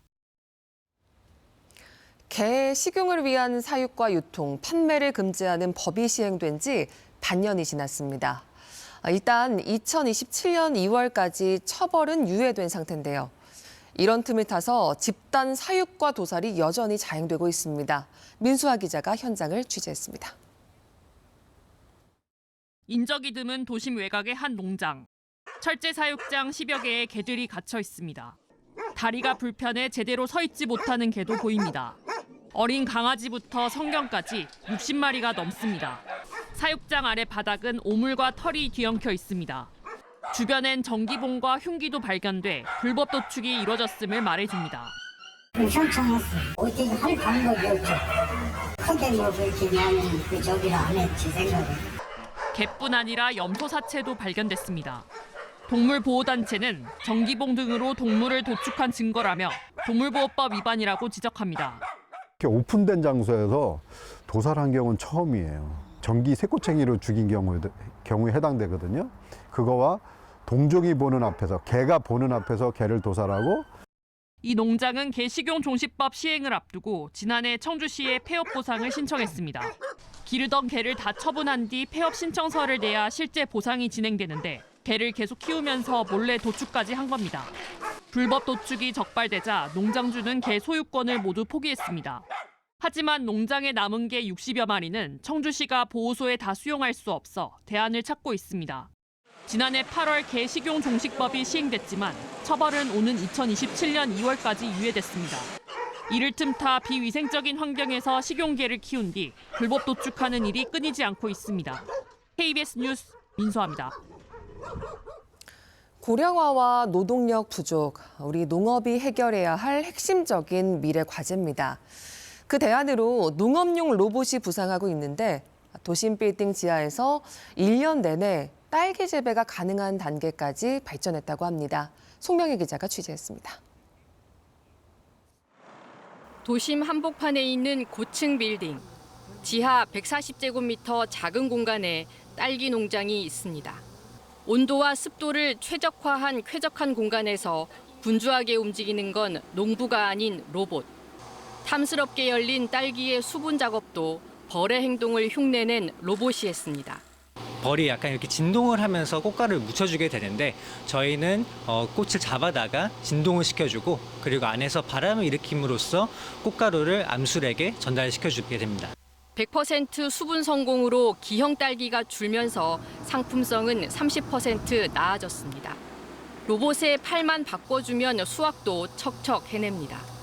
카메라로 잘 익은 딸기를 정확하게 골라내고 깔끔하게 잘라낸 뒤 상처가 날까 조심조심 내려놓습니다. 1분에 수확하는 딸기는 많으면 7개. 사람 손보다는 느리지만 대신 24시간 일할 수 있어서 작업 능률은 더 높습니다. 딸기의 상태를 데이터로 학습한 인공지능은 병해충도 잡아냅니다. 생리장애 같은 경우에는 뭔가 색깔이 변한다거나 아니면 병해충 같은 경우에는 곰팡이가 피인다거나 이런 전조 증상을 확인을 해가지고 이제 농장주에게 이 로봇은 딸기뿐 아니라 토마토, 오이 같은 과체류 재배에 투입할 수 있는데 올 하반기부터 상용화가 가능할 것으로 보입니다. 생산성도 높아지고 그리고 노동력에 대해서 저희가 관리할 것이 굉장히 많은데 그런 부분에 대한 리스크도 더 많이 줄일 수 있을 것이라고 생각합니다. 위기의 농업에도 똑똑한 로봇이 사람의 빈자리를 메워가고 있습니다. KBS 뉴스 송명입니다. 우크라이나에서 붙잡힌 북한군 포로가 한국행을 희망한 가운데 이들을 한국으로 송환해야 한다는 국제사회 목소리가 잇따르고 있습니다. 콜린 크룩스 주한 영국 대사는 KBS와의 인터뷰에서 한국 정부가 헌법대로 결정할 일이라고 강조했습니다. 김경진 기자입니다. 우크라이나군에 붙잡힌 북한군 포로와 관련해 유엔 인권 최고대표 사무소는 이들이 본인의 의사에 반해 북한으로 돌려보내져선 안 된다고 밝혔습니다. 살몬 유엔 북한인권 특별보고관도 북한군 포로의 한국 귀순 의사에 적극 대응해야 한다고 했습니다.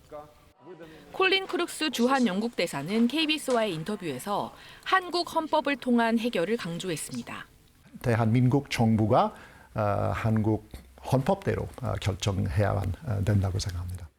한국 헌법상 북한군도 우리 국민인 만큼 본인이 원할 경우 한국으로 송환되어야 한다는 뜻으로 풀이됩니다.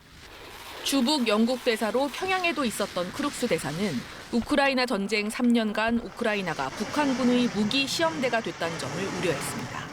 이 시험대에서 북한 군인들하고 북한 무기를 개선시키고 앞으로 어떻게 쓸 줄 알 수 없겠지만 걱정스럽게 생각해야 될 것 같습니다. 영국은 전쟁 중인 우크라이나에 10조 원 넘는 지원을 쏟아붓고 있는데 크룩스 대사는 전쟁 이후 지금까지 영국 국기와 함께 우크라이나 국기를 함께 개양하며 연대를 강조하고 있습니다. 크룩스 대사는 우크라이나 전쟁으로 인도태평양 안보와 유럽 대서양 안보가 뗄래야 뗄 수 없는 일이 됐다고 지적했습니다. 크룩스 대사는 12.3 계엄 사태로 인한 한국의 정치적 혼란과 관련해선 계엄령이 당일 즉각 해제된 점을 기쁘게 생각한다며 한국의 헌법대로 평화적으로 해결하는 걸 기대하고 있다고 밝혔습니다. KBS 뉴스 김경진입니다. 이용객 감소로 문을 닫았던 성남 종합버스 터미널이 이르면 다음 달 다시 문을 엽니다. 그동안 임시 터미널을 이용하던 시민들이 일단 불편을 덜게 됐는데요. 또다시 이런 이용객 불편이 발생하지 않도록 보완책도 함께 마련됐습니다. 김민아 기자입니다. 3년째 운영이 멈춘 성남 종합버스 터미널입니다. 승객들은 터미널 건물을 앞에 두고 전용 승강장이 아닌 이곳에서 버스에 올라탑니다.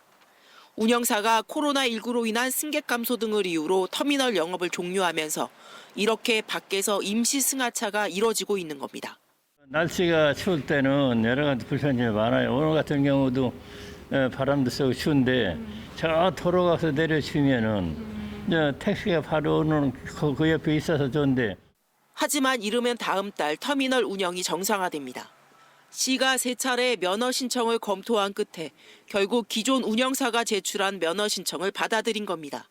대신 5년 이상 영업을 의무화하고 이후 폐업이나 휴업 시 최소 6달 전에 주변 상권에 알릴 것과 성남시가 지정하는 사업자에게 무상으로 양도하는 등의 이행 조건을 부여했습니다. 한 번은 반려를 했고 또 보완 서류를 내도록 해서 저희가 다시 면허를 내주게 돼서 성남터미널이 정상화되면 정상화 상태를 계속 유지하는 지속 가능한 그런 터미널로 이제 만들도록 하는 서로 간에 약속을 했습니다. 운영사는 수익 구조 개선을 밝히며 운영에 자신감을 내보였습니다. 인력 부분에 대한 지출도 많이 줄였고 저희가 화물이라는 터미널과 터미널 간의 그 운송 시스템을 이제 터미널이 위탁을 받게 되면서 추가적인 수입도 얻게 되었습니다. 코로나 직격탄에 이어 고속철도에 밀려 버스 터미널 이용객은 이미 5년 새 절반 아래로 떨어진 상황. 재개장을 앞둔 터미널의 미래에 도전과 위기가 공존하고 있습니다. KBS 뉴스 김민아입니다. 이번 시즌을 끝으로 배구 코트를 떠나는 김연경 선수, 그 마지막을 기념하는 은퇴 투어가 진행되고 있는데요. 김연경의 라스트 댄스를 보기 위해 매진 행렬이 이어졌고 팬들은 작별을 아쉬워하면서도 제2의 인생을 응원했습니다. 박선우 기자입니다. 김연경의 은퇴 투어 두 번째 경기인 현대건설과의 수원원정 입장권 일찌감치 매진됐습니다. 올 시즌을 끝으로 코트를 떠나는 배구 여제를 보기 위해 발걸음이 끊임없이 이어진 겁니다. 팬들은 김연경의 몸 푸는 모습까지 영상으로 담을 정도로 은퇴에 대한 아쉬움이 커 보였습니다. 김연경을 보기 위해 일본에서 왔다는 팬까지 있었는데 3,800여 관중이 뿜어내는 열기는 대단했습니다. 허전할 것 같고 그렇지만 제2의 인생도 응원하고 싶고 그리고 지금까지 뛰어주셔서 감사하다는. 김연경은 평소처럼 동료들과 하이파이브를 즐겼고 상대로 만난 절친 양효진과도 반갑게 인사를 나눴습니다. 경기 도중 흥이 넘치는 세리머니로 분위기를 끌어올린 김연경은 변함없는 활약으로 흥국생명의 10연승을 이끌었습니다.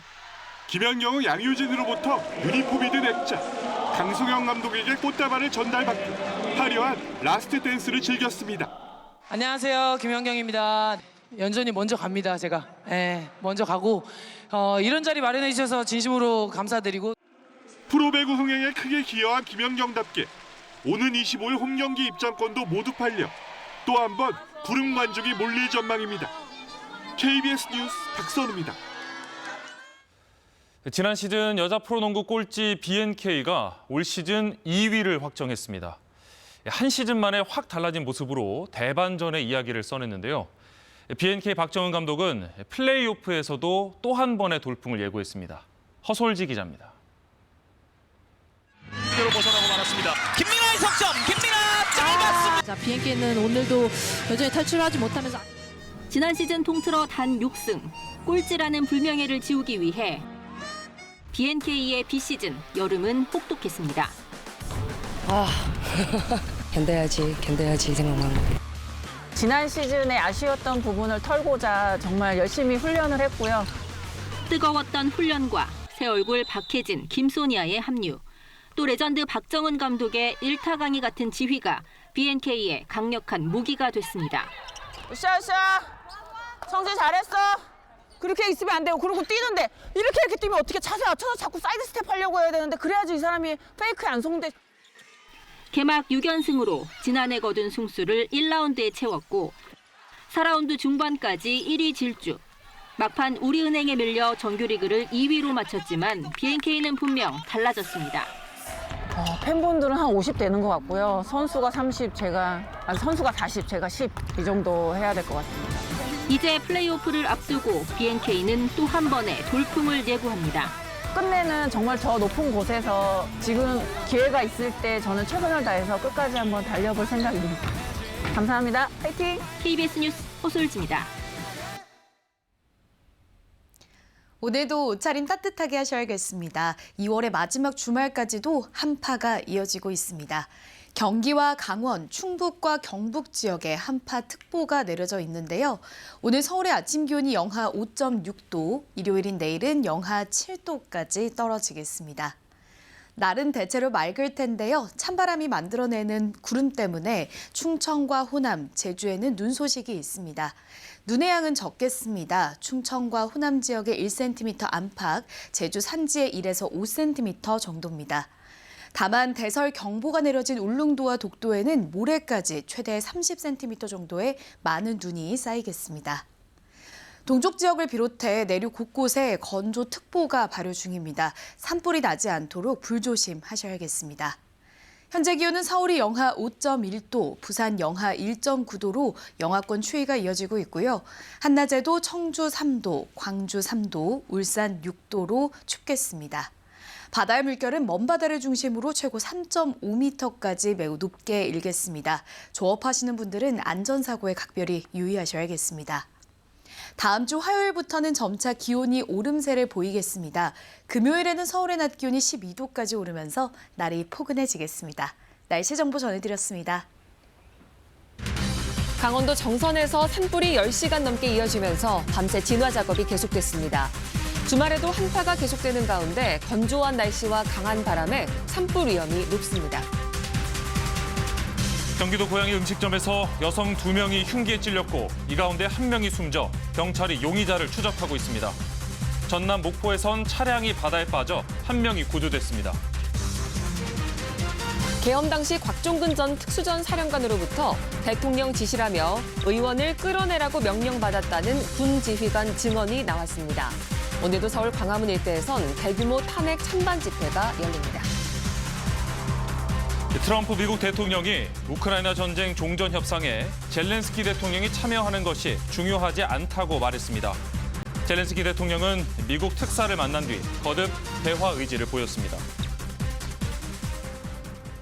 뉴스광장 2부 시작합니다. 강원도 정선 산불 상황 다시 알아봅니다. 불이 벌써 10시간을 훌쩍 넘겨 계속되면서 주민들은 뜬 눈으로 밤을 새웠습니다. 네, 산세도 험해서 밤사이 진화에 어려움이 있었는데요. 지금 상황은 어떤지 현장 연결해 보겠습니다. 정상빈 기자, 진화에 좀 속도를 낼 수 있을까요? 네, 지금 밤새 진화 작업이 벌어졌지만 현재도 산불은 번지고 있습니다. 길게 띠를 이룬 불이 산등성이를 따라 확산하고 있는데요. 다행히 현장은 바람이 강하지 않아 산불 확산 속도는 빠르진 않습니다. 어제 저녁 7시쯤 강원도 정선군 열양면 유천리의 한 야산에서 불이 났습니다. 산림당국은 밤사이 인력 140여 명과 장비 20여 대를 동원해 진화 작업을 벌였습니다. 하지만 산세가 험해 접근 자체가 어려운 데다 날이 어두워 진화 헬기도 투입하지 못했습니다. 현재 산불 진화율은 40%입니다. 지금까지 산림 약 5만 제곱미터가 불에 탄 것으로 추정되고 있습니다. 민가 주변에는 소방 차량이 배치되는 등 방어선이 구축된 상태인데요. 산불 진행 방향에 위치한 주택 3가구는 만일의 사태에 대비해 대피 조치가 이뤄졌습니다. 밤사이 산불이 도로와 민가 주변까지 접근하면서 인근 주민들은 혹시 불이 번지지 않을까 뜬 눈으로 밤을 보내야 했습니다. 정선군은 재난 문자 메시지를 보내 산불 발생 장소와 시간을 알리고 인근 주민들은 주의해야 한다고 강조했습니다.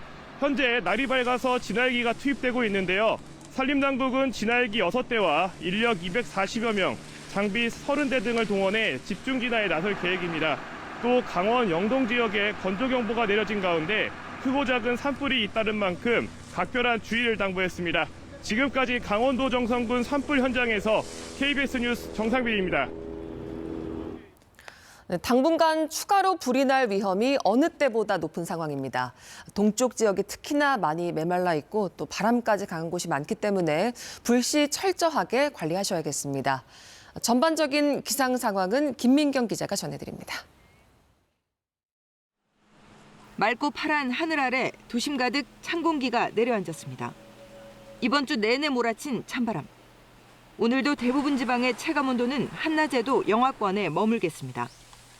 휴일인 내일도 내륙 지방의 아침 기온이 영하 10도 안팎까지 내려가는 등 추위는 모레까지 이어집니다. 찬바람에 바다 위론 눈구름이 만들어져 울릉도 독도와 충남과 호남의 서해안에는 내일까지 눈이 더 내리겠습니다. 서해안과 달리 동해안 지역은 이달 들어서도 눈이나 비가 거의 오지 않아 메마른 날씨가 이어지고 있습니다. 산불 위험도 급증하고 있습니다. 특히 다음 주 초엔 한반도 남쪽엔 고기압이, 북쪽에는 저기압이 자리 잡으며 건조한 서풍이 밀려옵니다. 산맥을 넘은 바람은 더 거세져 동해안 지역에는 건조하고 강력한 바람, 양간지풍이 예상됩니다. 다음 주 화요일 전후로 남부북쪽 기압계가 형성되는 가운데 기압 경도력이 강해지면서 동해안 지역에 매우 강하고 건조한 바람이 몰아칠 가능성이 높겠습니다. 건조특보도 더욱 강화됐습니다. 강원 산지와 해안, 영남 해안에는 건조경보, 서울 등 중부 내륙과 영남 등지에는 건조주의보가 발효 중입니다. 그 어느 때보다 바싹 메마른 땅에 강풍까지 더해져 산불 위험이 높은 만큼 산림과 가까운 곳에선 쓰레기 등을 태우지 말아야 하고 담뱃불 등의 작은 불씨도 반드시 확인해 꺼야 합니다. KBS 뉴스 김민경입니다. 어제 국회 청문회장에는 곽종근 전 특수전 사령관 예하부대 지휘관들이 나와 증언을 했습니다. 곽 전 사령관으로부터 대통령 지시라며 의원을 끄집어내라는 지시를 받았다는 내용입니다. 계엄 당시 국회에 출동한 707 특수임무단에 케이블타이 용도를 놓고 설전도 이어졌습니다. 방준원 기자입니다. 계엄 당시 국회의원을 끌어내란 지시를 하지 않았다고 한 윤석열 대통령. 곽종근 전 사령관은 헌재 진술에서 의원을 끌어내라는 지시를 들었다고 했고 어제 청문회에 나온 예하부대 지휘관들도 같은 취지로 말했습니다. 국회의원을 끌어내라. 그리고 필요하면 전기를 차단해라도 이런 지시를 했기 때문에 또 그 지시를 이상현 단장에게 전달을 한 거죠.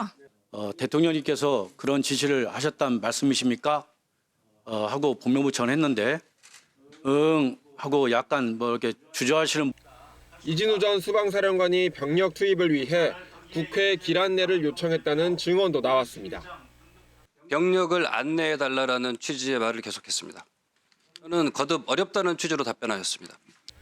국회에 투입된 707 특수임무단이 들고 온 케이블 타이 용도를 두고 설전이 오갔습니다. 자, 이걸로 당기면은 이렇게 손이 조여집니다. 그렇죠? 그렇지 않습니까? 이렇게? 이게 수갑입니다. 구조상의 문을 봉쇄할 수 없습니다. 재생용 케이블 타이로는 문 같은 것도 잠그고 하는 용도로 사용할 수가 있습니까? 네, 필요에 의해서는 사용할 수 있습니다. 이성훈 작전관은 작전 수행 시 두 종류의 케이블 타이를 휴대한다면서도 박선원 의원이 보여준 건 포박용이 맞다고 말했습니다. KBS 뉴스 방준원입니다.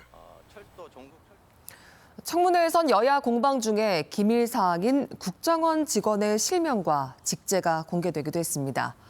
국정원은 국가안보에 심대한 문제가 생길 수 있다며 곧바로 입장을 냈습니다. 장혁진 기자가 보도합니다. 정치인 등 체포 명단이 적힌 이른바 홍장원 메모. 민주당 박선원 의원은 메모와 자신을 연관시키는 의혹 제기에 필적을 비교한 사진을 띄우며 반발했습니다. 홍장원 메모를 내가 썼다라고 하는 식의 말이 있는데 그 자체가 전혀 다르다라고 하는 것도 보여드리겠습니다. 그러면서 국정원에서 긴급 공작 지시가 내려졌다고 주장했습니다. 국정원 오호령 1차장 해외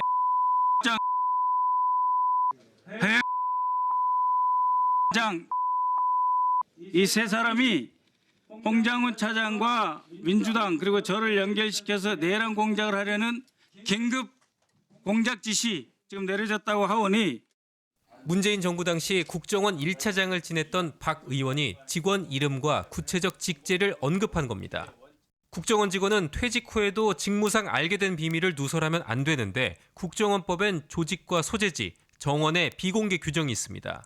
국정원은 즉시 입장을 내고 긴급 공작 지시는 전혀 사실이 아니라고 밝혔습니다. 또 국정원 출신이자 정보위원인 박 의원이 공개석상에서 직원 실명을 거론한 건 국가안전보장에 심대한 악영향을 야기할 수 있다며 유감을 표했습니다. 국정원은 원장과 차장 등 정무직 5명을 제외한 나머지 직원들의 소속과 이름을 공개하지 않고 있습니다. KBS 뉴스 장혁진입니다.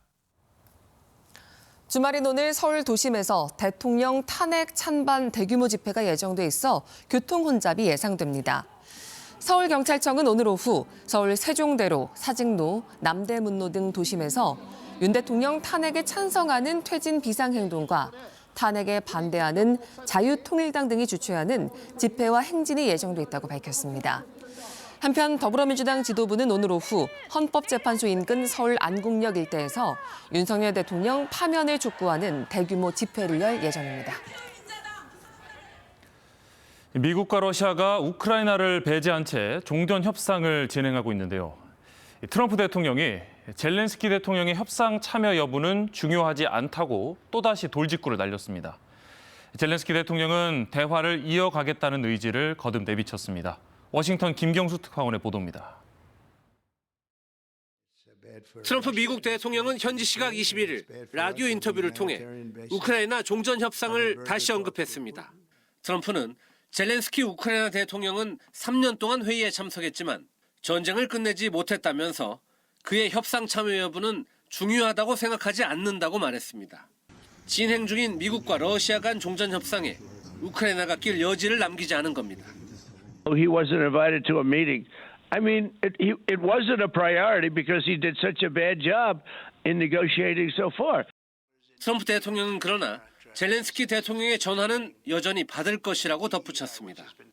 이런 가운데 키스 켈로그, 미국 우크라이나 러시아 특사도 소셜미디어를 통해 젤렌스키 대통령은 용감한 지도자라고 평가하면서 미국의 대화 노력을 이어가려는 모습을 보였습니다. 앞서 하루 전 젤렌스키 우크라이나 대통령은 키스 켈로그 특사와 회동 뒤 공동 기자회견을 예고했다가 이를 취소하면서 협상이 순조롭지 않다는 관측이 나왔습니다. 젤렌스키 대통령도 트럼프 대통령을 강하게 비난하며 설전을 주고받았지만 미국 특사와의 만남 뒤엔 희망을 언급하며 대화 의지를 내비쳤습니다. Генерал Келох, зустріч, яка відновлює надію, нам потрібні сильні угоди з Америкою, угоди, які справді спрацюють. 한편 미국 방문을 앞두고 있는 안제이 두다 폴란드 대통령은 젤렌스키 우크라이나 대통령에게 미국 대통령과의 건설적인 협력을 유지하라고 소셜미디어를 통해 밝혔습니다. 워싱턴에서 KBS 뉴스 김경수입니다. 미국 뉴욕 증시의 3대 주가 지수가 모두 급락했습니다. 조금 전 거래를 마친 뉴욕 증권거래소에서 다우존스 지수는 전날보다 1.69% 내려 올 들어 최대 하락폭을 기록했고 S&P 500 지수는 1.7%, 나스닥은 2.2% 떨어졌습니다. 인플레이션 우려가 계속되는 가운데 미국 경제를 지탱하는 소비자 심리가 급격히 꺾이면서 경기 둔화에 대한 공포심이 확산됐다는 분석이 나오고 있습니다. 스콧 베센트 미국 재무장관과 중국 경제 분야 실세 관료인 허리펑 중국 국무원 부총리가 어제 처음으로 화상통화를 하고 관세를 비롯한 양국 간 경제와 통상 현안에 대해 논의했습니다. 이번 통화는 미국 측 요청에 따라 이뤄진 것으로 전해졌습니다. 양측은 이번 통화에서 미중 양국의 경제 무역 관계 중요성을 인정한 가운데 특히 중국 측이 미국의 대중 관세 부과 등에 대해 우려를 표명한 것으로 알려졌습니다. 우리 정부는 트럼프 관세 정책에 대응하기 위해서 미국과 첫 협의를 가졌습니다. 이 자리에서 우리나라를 관세 대상에서 빼줄 것을 요구했는데요. 일단은 미국의 진위를 파악하는 데 주력한 걸로 보입니다. 보도에 정재호 기자입니다. 나흘 동안 미국을 방문한 박종원 산업부 통상차관보. 계속해서 논의가 진행될 텐데 그 논의가 잘 진행될 수 있도록 그 토대를 잘 만들도록 하겠습니다. 미국과 첫 협의의 초점은 관세와 보조금에 맞춰졌습니다. 다음 달 12일 시행이 예고된 철강, 알루미늄 관세 부과 대상에서 한국을 빼달라고 요청했습니다. 4월 발표할 상호 관세도 한국엔 물릴 필요 없다고 설득했습니다. 한국과 미국은 FTA로 이미 관세가 거의 없다는 걸 부각했다는 겁니다.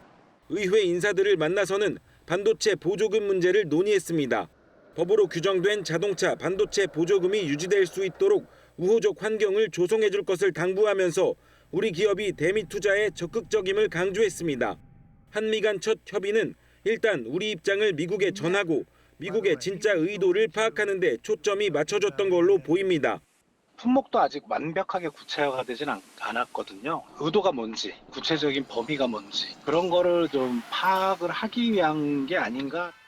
미국을 찾은 최태원 대한상의 회장 등 기업인들도 한국 기업이 미국에 만든 일자리가 80만 개에 달하고 앞으로도 조선 에너지 반도체에서 협력을 넓힐 수 있다며 미국 인사들 설득에 주력했습니다. 국내에선 안덕근 산업부 장관이 주한 미국 대사 대리를 만나 양국의 안정적인 협력을 당부했습니다. 정부는 조만간 안 장관의 방미도 예정돼 있다며 한미 간 고위급 협의를 이어갈 거라고 밝혔습니다. KBS 뉴스 정재우입니다. 경기도 고양시의 한 음식점에서 흉기에 찔려 숨진 60대 여성과 부상을 입은 50대 여성이 발견돼 경찰이 용의자를 추적하고 있습니다. 전남 목포시 동명항 인근에선 바다에 빠진 차량 안에 있던 40대 여성이 구조됐습니다. 사건 사고 소식 황다혜 기자가 전해드립니다. 어제 저녁 8시 20분쯤 고양시 덕양구의 한 음식점에서 여성 2명이 쓰러져 있다는 신고가 접수됐습니다. 경찰과 소방당국은 현장에서 흉기에 찔려 숨진 60대 여성과 부상을 입은 50대 여성을 발견했습니다. 8시에서 8시 반 사이에 소방차 2대 온 거 봤고 그냥 불나거나 뭐 그랬나 보다 하고 넘겼는데 점점. 경찰은 폐쇄회로 TV 분석 등을 토대로 용의자를 추적하고 있습니다. 어제 오후 4시 40분쯤 전라남도 목포시 동명항 인근 해상에 차량에 빠졌다는 신고가 접수됐습니다. 해경과 소방당국은 수중으로 가라앉은 차 안에서 의식과 호흡이 모두 없던 40대 여성을 구조해 병원으로 이송했습니다. 해경은 폐쇄회로 TV와 목격자 등을 토대로 추락 경위를 조사하고 있습니다. 어제 오후 4시 20분쯤 경기 안양시 만안구의 한 자동차 운전학원에서 불이 나 20분 만에 꺼졌습니다. 이 불로 60대 남성이 이마와 다리에 2도 화상을 입어 병원으로 옮겨졌고 학생 20명이 스스로 대피했습니다. 경찰과 소방당국은 정비소 관계자가 용접 작업을 하던 중 불티가 오일 용기로 튀어 화재가 시작된 것으로 보고 정확한 화재 원인과 피해 규모를 조사하고 있습니다. KBS 뉴스 황다혜입니다. 대전의 군 교육기관에서 교육을 받던 30대 육군 장교가 고속도로에서 차에 치여 숨지는 사고가 발생했습니다. 같이 교육을 받던 동료들과 회식한 뒤 혼자 사라졌다가 사고를 당한 것으로 경찰은 보고 있습니다. 박연선 기자입니다. 그젯밤 10시 20분쯤 호남고속도로 논산 방향 유성분기점 인근에서 30대 남성이 차에 치여 숨졌습니다. 경찰이 확인한 이 남성의 신원은 인근 군 교육기관에서 교육을 받던 육군 장교였습니다. 고속도로를 걸어서 건너다 사고를 당한 것으로 추정됩니다. 고속도로 들어오시게 된 경위는 저희가 이제 조사를 하고 있어서 이제 CCTV라든지 행적을 저희가 추적하고 있습니다. 남성은 그젯밤 회식 후 동료들과 PC방을 찾았다가 홀로 사라진 것으로 알려졌습니다. 해당 PC방과 사고 지점과의 거리는 1.4km. 경찰은 남성이 걸어서 인근 굴다리를 지나 군시설 쪽으로 이동한 것으로 보고 있습니다. 당시 일행의 상당수는 만취 상태였던 것으로 추정됩니다.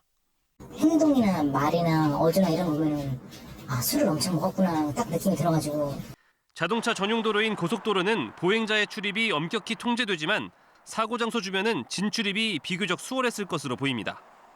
사고가 난 고속도로와 맞닿아 있는 일반 도로입니다. 보시는 것처럼 가드레일이 낮고 둔덕이 완만해 성인 남성이라면 쉽게 진입할 수 있는 구조입니다. 경찰은 모임에 참여했던 동료 장교와 차량 블랙박스, CCTV 등을 토대로 정확한 사고 경위를 조사하고 있습니다. KBS 뉴스 박연선입니다. 부산 반얀트리 리조트 화재로 숨진 6명의 피해자 유족들이 오늘 오전 10시 사고 현장 앞에서 기자회견을 열고 이번 사고에 대한 철저한 수사를 촉구할 예정입니다. 현재 피해자 6명 중 2명의 유족들은 관계기관의 대처와 진상규명 노력 등이 미흡하다며 장례 절차를 미루고 있습니다. 더불어민주당 이재명 대표가 비명계 인사를 잇따라 만나며 통합 행보를 보이는데요. 어제는 지난 총선에서 공천 탈락한 박용진 전 의원을 만나 함께 위기를 극복하자며 손을 맞잡았습니다. 또 우클릭 행보에 대한 비판에는 양대 노총을 찾아 노조 달래기에 나서는 모습을 보였습니다. 이희연 기자의 보도입니다. 비명계에 연일 통합 손짓을 보내고 있는 이재명 대표. 지난 총선에서 친명계 후보에게 경선에서 패한 박용진 전 의원과 마주했습니다. 박 의원이 가슴 아픈 만큼은 알겠지만 사실은 안타까워. 앞으로 더 큰 역할을 한번 같이 만들어가면 좋겠다. 박 전 의원도 대의명분 앞에 모든 걸 털어내겠다며 화답했습니다. 비명으로 불리는 사람들의 목소리, 의견 최대한 듣고 당을 통합해 나가는 데 역할을. 최근 이 대표의 우클릭 행보에 정통 지지층의 우려가 나오자 이번엔 노동계 끌어안기에 나섰습니다. 노동시간 단축과 주 4일 근무 사회로 나아가야 한다며 비정규직 문제 합리화 정책도 필요하다고 강조했습니다. 중도 보수 발언에 대한 당 안팎의 비판은 정면으로 반박했습니다. 어떻게 세상을 흑백으로만 봐요? 보수 아니면 진보입니까? 우리 당은 진보부터 보수까지 스펙트럼이 아주 다양하죠. 국민의힘은 민주당이 노조 눈치를 보며 주 52시간 예외 등에 반대하면서 중도 보수 정당을 표방하는 건 거짓이라고 비판했습니다. 정치 사기입니다. 양다리 걸치는 기회주의입니다. 선거 공학만 머리에 있을 뿐 국민의 미래는 안중에도 없는 것입니다. 또 국정협의회에서 반도체법과 연금 개혁 등에 합의하지 못한 것도 입법 권력을 독점한 민주당의 태도 불변 때문이라고 지적했습니다. KBS 뉴스 이희연입니다. 대통령은 재판을 받지 않는 게 다수설이라고 한 이재명 대표의 최근 발언이 논란이 되고 있습니다. 헌법 84조 대통령 불소추 특권을 들어 자신이 대통령이 되면 현재 받고 있는 재판들이 모두 중지될 거라고 한 건데요. 국민의힘은 대통령직이 면죄부냐며 비판했습니다. 먼저 박영민 기자가 보도합니다. 소는 기소를 말하고 추는 소송 수행을 말하는 것이어서 어쨌든 정지된다는 게 다수설이죠. 12개 혐의 5개 재판을 받고 있는 이재명 대표가 대통령이 되면 재판은 중지될 거라고 한 말입니다.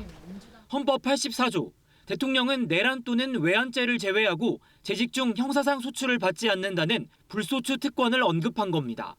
다만 대통령 당선 전 기소된 경우에 대해서는 해석이 분분한데 민주당은 재판 중지에 힘을 보탰습니다. 대통령이 직무를 수행하는 중에는 재판이 정지된다고 보는 것이 합당하죠. 그것이 헌법학회의 다수설이라고 하는 것이 또 사실이고요. 국민의힘은 벌써부터 김칫국을 마시고 있다며 대통령직을 면죄부로 이용하려 하냐고 지적했습니다. 멀쩡한 사람이 대통령이 되어야 한다. 이 대표는 출마해선 안 된다는 말도 나왔습니다. 마치 법적으로만 문제가 없으면 아무 문제가 없는 것처럼 이야기하는 것은 부끄러운 일이죠. 국민적 판단이 있을 겁니다. 헌법 84조 논란은 한동훈 전 대표가 지난해 6월 이화영 전 경기부지사에 대북 송금 의혹 실형 선고 직후 제기한 바 있습니다. 2017년 대선을 앞두고도 비슷한 논란이 있었는데 1심 유죄, 2심 무죄를 받은 당시 홍준표 자유한국당 후보는 당선되면 재판이 중지된다고 했고 민주당에선 이미 기소된 사건이 확정되면 대통령직을 잃는다고 주장했습니다. KBS 뉴스 박영민입니다. 법조계에선 이번 정치권 논란을 두고 견해가 엇갈리는데요. 쟁점은 형사상 소추의 범위를 어디까지로 볼 것인지에 달려 있습니다. 이재희 기자가 자세히 짚어봤습니다. 헌법 84조는 대통령의 불소추 특권을 규정한 조항입니다. 대통령은 내란 또는 외환죄를 범한 경우가 아니면 형사상 소추를 받지 않는다고 명시하고 있습니다. 이때 형사사건에 대해 소를 제기한다는 소추의 뜻을 그대로 적용해야 한다는 해석이 있습니다. 대통령에 대한 검사의 수사와 공소 제기만 금지할 뿐 사법부 영역인 재판과는 명백하게 구분해야 한다는 겁니다.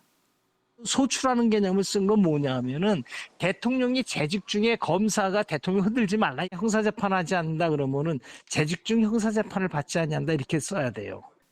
반면 대통령의 안정적인 국정 수행을 위해 마련된 헌법 84조의 취지를 존중해야 한다는 견해도 많습니다. 대통령에 당선되면 수사나 기소뿐 아니라 국정에 부담이 되는 기존 재판까지 중단돼야 한다는 의견입니다. 기소나 처벌이라는 어떤 공적인 이익보다는 대통령이 임기 중 직무에 집중해서 대한민국의 국정을 이끌어가는 공익이 훨씬 더 크다. 소추의 범위를 어디까지 봐야 하는지는 학계에서도 논의만 있을 뿐 일치된 정설은 없다고 전문가들은 설명했습니다. KBS 뉴스 이재입니다. 차고 건조한 북서풍이 강하게 불어오면서 주말에도 한파는 이어집니다. 경기와 강원, 충북과 경북 지역에 한파특보가 발효 중인데요. 오늘 서울의 아침 기온이 영하 5.6도, 현재 체감온도는 영하 9도 안팎까지 떨어져 있습니다. 일요일인 내일은 서울의 아침 기온이 영하 7도까지 떨어지면서 오늘보다 더 춥겠습니다. 하늘빛은 대체로 맑을 텐데요. 충청과 호남, 제주를 중심으로는 약하게 눈이 내리겠습니다. 오늘 예상되는 눈의 양은 1cm 안팎이고 제주 산지에 1에서 5cm 정도입니다. 대설 경보가 내려진 울릉도와 독도는 모레까지 최대 30cm 정도의 많은 눈이 쌓이겠습니다. 내륙 지역의 대기는 매우 건조합니다. 정선에는 산불이 나서 지금 진화 작업 중인데요. 불이 나지 않도록 불씨 관리 철저히 해주셔야겠습니다. 현재 서울 기온 영하 5.3도, 부산 영하 2.5도로 영하권 추위가 이어지고 있고요. 한낮에는 철원이 1도, 세종 3도, 대구 5도로 여전히 춥겠습니다. 바다의 물결은 먼바다를 중심으로 최고 3.5m까지 높게 일겠습니다. 조업하는 선박은 안전사고에 각별히 유의하셔야겠습니다. 다음 주 화요일부터는 기온이 점차 오르면서 추위가 누그러지겠고요. 금요일에는 서울의 낮 기온이 12도까지 오르는 등 날이 포근해질 전망입니다. 날씨 정보 전해드렸습니다. 헌법재판소가 다음 주 화요일 윤석열 대통령 탄핵 심판 마지막 변론기일을 진행합니다.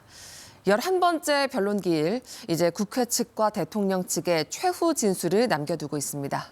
헌재는 재판관 평의를 거쳐 최종 결론을 내리게 되는데요. 선고는 다음 달 중순에 이뤄질 것으로 예상됩니다. 김태훈 기자의 보도입니다. 윤 대통령 탄핵 심판 변론 절차가 다음 주 화요일 25일에 마무리됩니다. 국회가 윤 대통령 탄핵 소추안을 가결한 지 73일 만입니다. 헌법재판소는 모두 10차례 변론 기일을 통해 증인 16명을 신문하며 집중 심리를 이어갔습니다. 이제 남은 건 사실상 국회 탄핵 소추단과 윤 대통령 측의 최후 진술뿐입니다. 그날은 증거 채택이 되었으나 증거 조사를 하지 않은 증거 조사를 포함하여 양측 대리인들의 종합 변론과 당사자의 최종 의견 진술을 듣는 절차를 진행하겠습니다. 헌재는 다음 주 마지막 기일 때 양측 대리인에게 각각 2시간씩 종합 변론 기회를 준 뒤 정청래 국회 탄핵소추위원과 윤석열 대통령으로부터 시간 제한이 없는 최종 의견 진술을 듣습니다. 변론 절차가 다 끝나면 철저한 보안 속에 재판관 평의를 이어가고 마지막 평의에서 각 재판관 의견을 최종 취합하는 평결 절차를 거치게 됩니다. 그 다음 주심 재판관 주도로 결정문을 쓰고 선고 기일을 잡게 됩니다.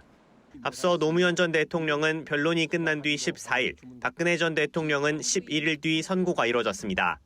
유일한 변수로는 마은혁 재판관 후보자의 선고 전 취임 가능성이 꼽히는데 이번 사건은 8인 체제에서 심리를 이어온 만큼 마 후보자가 선고에 참여할 가능성은 낮습니다.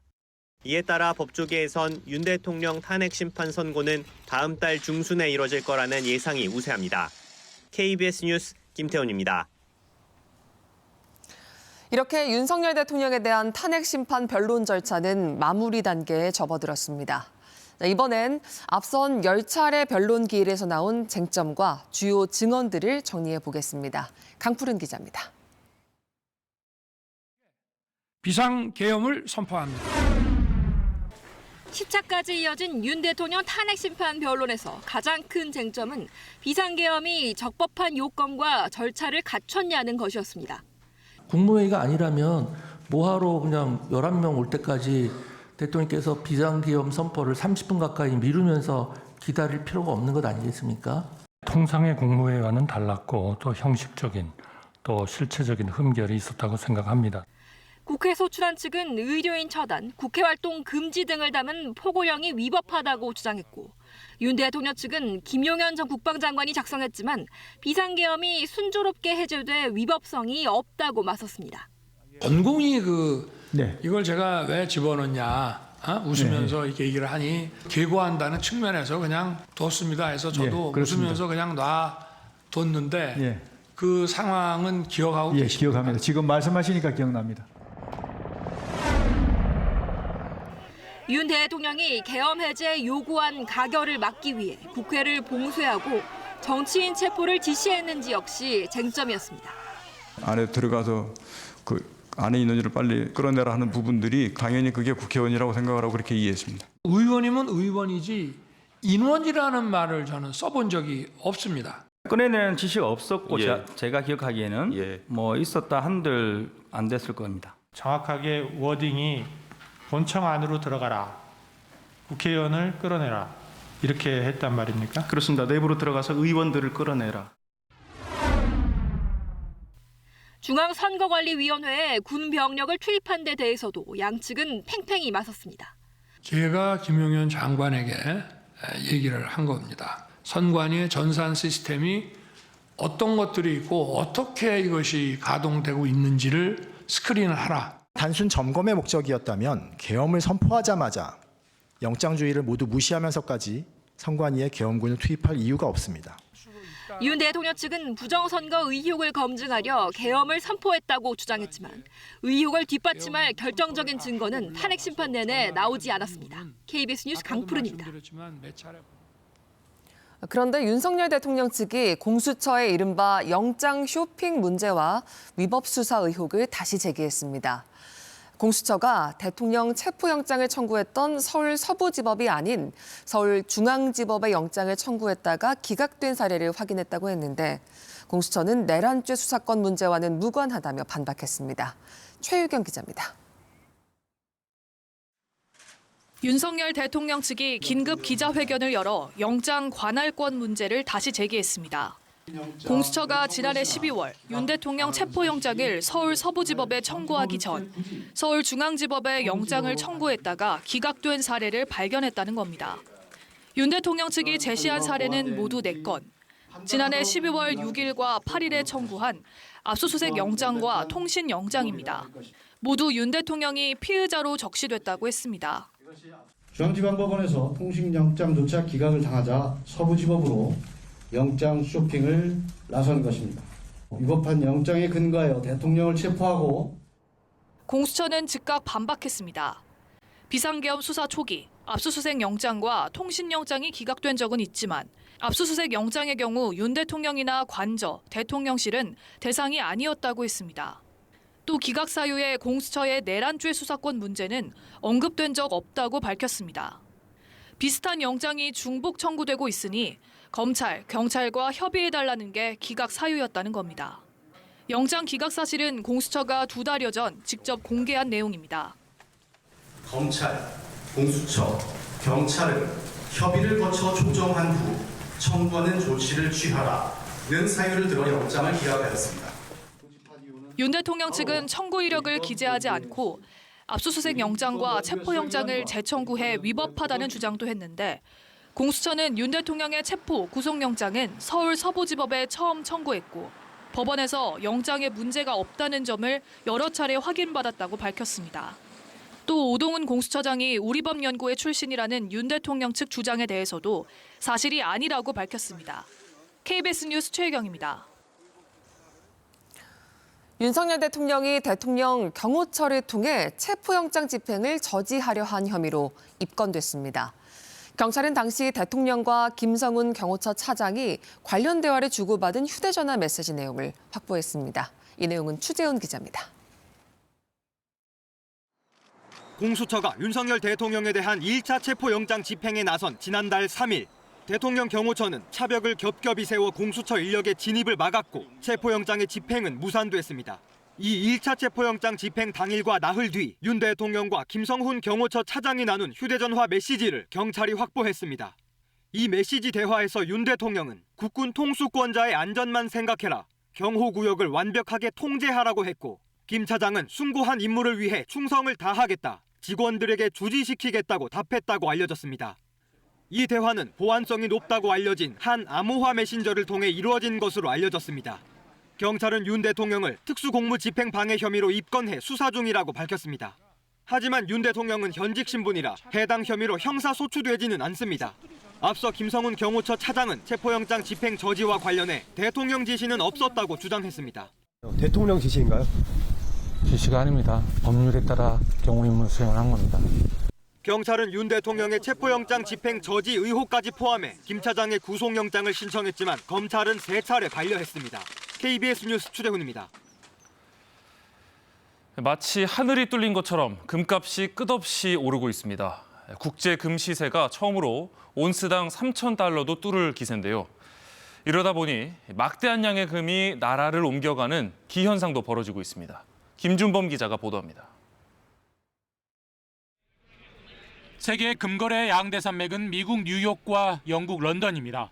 뉴욕은 주로 선물이, 런던은 현물이 거래되는데 두 곳의 금값이 최근 벌어지고 있습니다.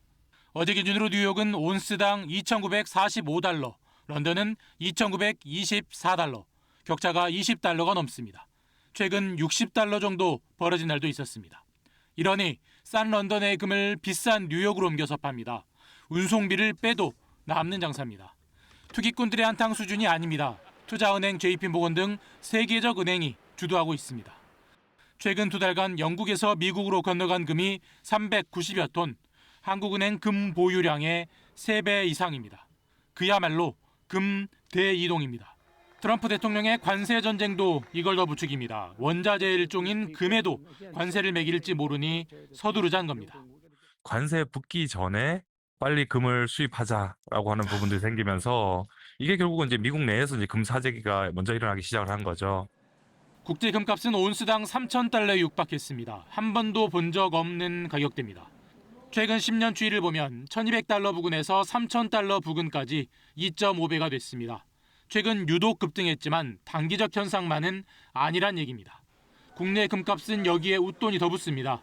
국제 시세보다 비싼 이른바 김치 프리미엄이 지난주 20%를 넘었고 다소 줄어든 이번 주도 10% 안팎입니다.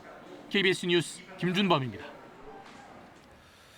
전국 금은방엔 비상이 걸렸습니다. 경남 지역을 돌며 금은방 7곳에서 금부치를 훔친 남성이 경찰에 붙잡혔고 또 전주와 대구 등 지역을 가리지 않고 전국 곳곳에서 금은방 절도범들이 활개치고 있습니다. 김효경 기자가 보도합니다. 모자에 마스크를 쓰고 장갑까지 낀 남성이 금은방에 들어섭니다. 코인 투자로 돈을 벌었다며 금제품을 사고 싶다고 말합니다. 제품을 보여달라며 이것저것 살펴보던 남성. 직원이 잠시 한눈판 사이 탁자에 놓인 금목걸이와 금팔찌를 그대로 낚아챕니다. 밖으로 달려나온 남성은 세워둔 오토바이를 타고 황급히 도망칩니다. 남성이 훔친 금부치는 모두 2,700만 원어치. 순금 제품 위주로 사고 싶다 하셔가지고 조금 더 응대할 때 조심스러운 부분은 있기는 한 것 같아요. 사흘 뒤 경남 양산에 다시 나타난 남성. 금은방 직원의 신고를 받고 출동한 경찰이 추격을 시작합니다. 무법 질주로 달아나는 남성. 앞을 막아선 순찰차에 결국 붙잡히고 맙니다. 이 40대 남성은 경남 김해와 부산 등 금은방 7곳을 돌며 원정 절도에 나섰다 덜미가 잡혔습니다. 어제는 전북 전주에서 금목걸이 1,600만 원어치를 훔친 30대 남성이 붙잡혔고 대구에서도 금반지 2개를 훔쳐 달아난 남성을 경찰이 쫓고 있습니다. 금값 인상 등에 따라 금은방 절도가 늘어날 것에 대비하여 관내 금은방 상대로 예방 활동을 강화하고 있습니다. 경찰은 금은방 절도 사건이 잇따르자 모자 등으로 얼굴을 가린 손님을 주의하고 보안을 강화할 것을 당부했습니다. KBS 뉴스 김효경입니다. 이혼한 뒤 양육비 안 주는 부모 여전히 적지 않습니다. 정부가 이런 157명에 대해 제재를 결정했습니다. 지금 한부모 가족 72%는 아직도 양육비를 한 푼도 받지 못하고 있는데 정부가 7월부터 한 달에 20만 원의 양육비를 먼저 지급하기로 했습니다. 어떤 내용인지 홍성희 기자가 설명해 드립니다. 15년 전 이혼한 뒤 혼자 딸을 키워온 50대 여성. 전 배우자는 양육비도 주지 않고 매번 연락 두절이었습니다. 10년간 긴 소송 끝에 받은 양육비가 고작 1,000만 원. 아직도 5천여만 원이 밀린 상태입니다. 경제적으로는 모든 면이 힘들죠. 대출을 다 있는 대로 다 받고. 제가 쉬지 않고 계속 일했어요. 10몇 년 동안. 여성가족부는 이혼 후 양육비를 주지 않는 부모 157명에 대해 출국 금지 등 195건의 제재를 내렸습니다. 이들이 밀린 양육비가 평균 5,800만 원, 많게는 3억 2천만 원에 이릅니다. 솜방망이 제재에 한부모 가족 72%는 한 번도 양육비를 받은 적이 없습니다. 이에 따라 정부는 오는 7월부터 중위소득 150% 이하 한부모 가족의 미성년 자녀가 만 18세가 될 때까지 매달 20만 원의 양육비를 먼저 지급하기로 했습니다. 나중에 비양육자에게 강제 회수할 방침입니다. 양육비를 받지 못했던 자녀들의 생존권이 보장되는 거고 양육 책임을 더 강화할 수 있다. 제도 시행 전 밀린 양육비는 소급 적용이 되지 않습니다. 혜택을 받는 대상이 제한적일 수밖에 없습니다. 이전에 밀린 양육비에 대해서는 아무런 대책이 없습니다. 피해 아동의 숫자가 100만인데 이 양육비 선지급자의 그 혜택이 되는 대상은 2%도 안 되거든요.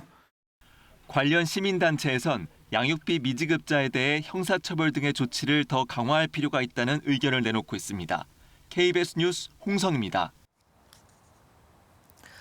다른 나라는 어떨까요? 양육비 선지급제는 프랑스에선 이미 40년 전부터 시행되고 있습니다. 제도 도입 이후에도 꾸준하게 정책을 개선하고 지원 범위를 넓히면서 양육자의 절반 이상이 만족하고 있다고 합니다. 파리에서 이화진 특파원입니다. 러시아 축구 선수 사포노프는 지난해 프랑스 축구단에 입단하면서 논란이 일었습니다. 2021년 러시아에서 이혼했는데 법원이 명령한 10억 원 상당의 양육비 지급을 거부해온 사실이 알려진 겁니다. When PSG asked me to join, I think it was impossible to say no. 하지만 프랑스였다면 소송 전에 행정 절차로 양육비가 지원됐을 사례입니다. 프랑스는 40여 년 전부터 양육비를 못 받는 한부모 가정에 정부가 대신해 수당을 지원하고 있습니다. 2017년부터는 관련 업무를 체계적으로 맡는 기관으로 양육비 이행원을 만들었습니다. 양육비 미지급이 확인되면 바로 최소한의 양육비를 정부가 지원하고 정부는 지급을 거부한 사람에게 강제 징수에 들어갑니다. 제도 시행 뒤 합의 이혼한 한부모 가족은 지원 대상에 빠져 있다는 지적에 2년 전부터는 범위를 넓혔고 최소 양육비가 200유로, 우리 돈 30만 원 가량 미만이면 정부가 이를 메워줍니다. 유치원비 등의 보조금 지원 대상도 6세 미만에서 12세 미만으로 확대했습니다. 이런 꾸준한 정책 개선에 만족도는 60%가 훌쩍 넘습니다. 대규모 국가기금이 투입되지만 이 정도는 도와야 한다는 사회적 공감대가 있습니다. 이런 제도에도 프랑스의 양육비 지급 불이행률은 40%에 달합니다. 양육자와 아이를 위한 맞춤형 지원 논의와 제도 개선 노력이 계속 필요한 이유입니다. 파리에서 KBS 뉴스 이화진입니다. 서울시가 지난주 토지거래 허가구역을 해제한 뒤 일주일가량 지났는데요. 강남 3구 아파트 가격이 모두 상승한 걸로 나타났습니다. 특히 강남과 송파구가 전체 집값을 끌어올렸는데 반면 강북 일부 지역은 값이 오히려 떨어졌습니다. 윤아림 기자의 보도입니다. 지난주 토지거래 허가구역에서 해제된 서울 강남구의 한 단지입니다. 발표 다음 날인 지난 13일 전용 면적 84제곱미터가 40억 원에 거래됐습니다. 한동안 매매가 뜸했는데 직전보다 4억 원 이상 높게 거래됐습니다. 문의는 좀 있었죠. 근데 당연히 금액이 너무 높게 부르고 이러니까 그 금액을 안 따라오니까 체결되진 않아요. 호가는 더 뛰었습니다. 급하지 않은 매물은 다 그냥 들어갔어요. 2월 13일 날 40억이 거래됐는데 호가는 다르긴 하지만 42억 정도까지. 지난주 규제 해제 이후 서울 아파트 가격은 상승폭이 커졌습니다. 강남구와 송파구, 규제 해제 지역이 전체 가격 상승을 주도했습니다. 하지만 강북 지역은 상황이 다릅니다.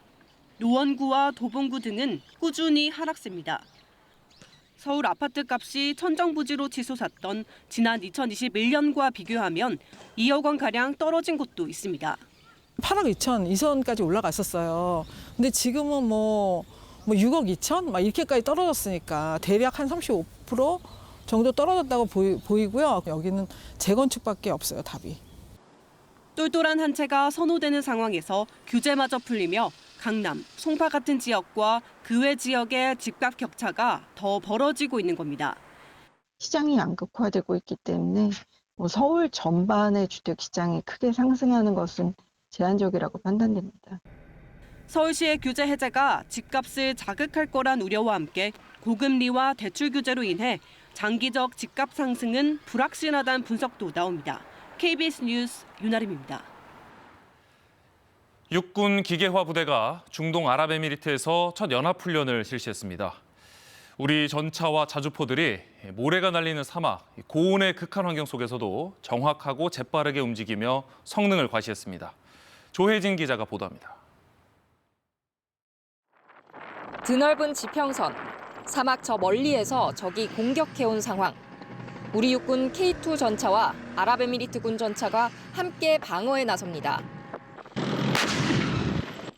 공격 후 바로 연막을 치거나 지형을 활용해 적을 교란합니다. K2 전차는 최대 유효 사거리가 3km지만 4.5km 밖의 표적에도 명중률 100%를 보여줬습니다. 이제 반격에 나선 연합군. 뜨거운 모래바람을 뚫고 K600 장애물 개척 전차, 일명 콧불소가 앞장섭니다. 앞쪽 쟁기로 지뢰를 탐지하고 모래와 덤불을 헤치며 만든 돌경로를 따라 우리 전차와 장갑차들이 진격합니다. 육군 기계화 부대가 아랍에미리트군과 2주 동안 현지에서 첫 연합훈련을 진행했습니다.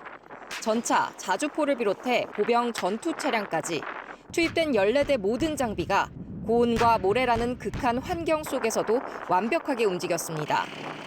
서울의 4배 크기, 광활한 훈련장이라 국내에서 어려웠던 장거리 포사격도 연마했습니다.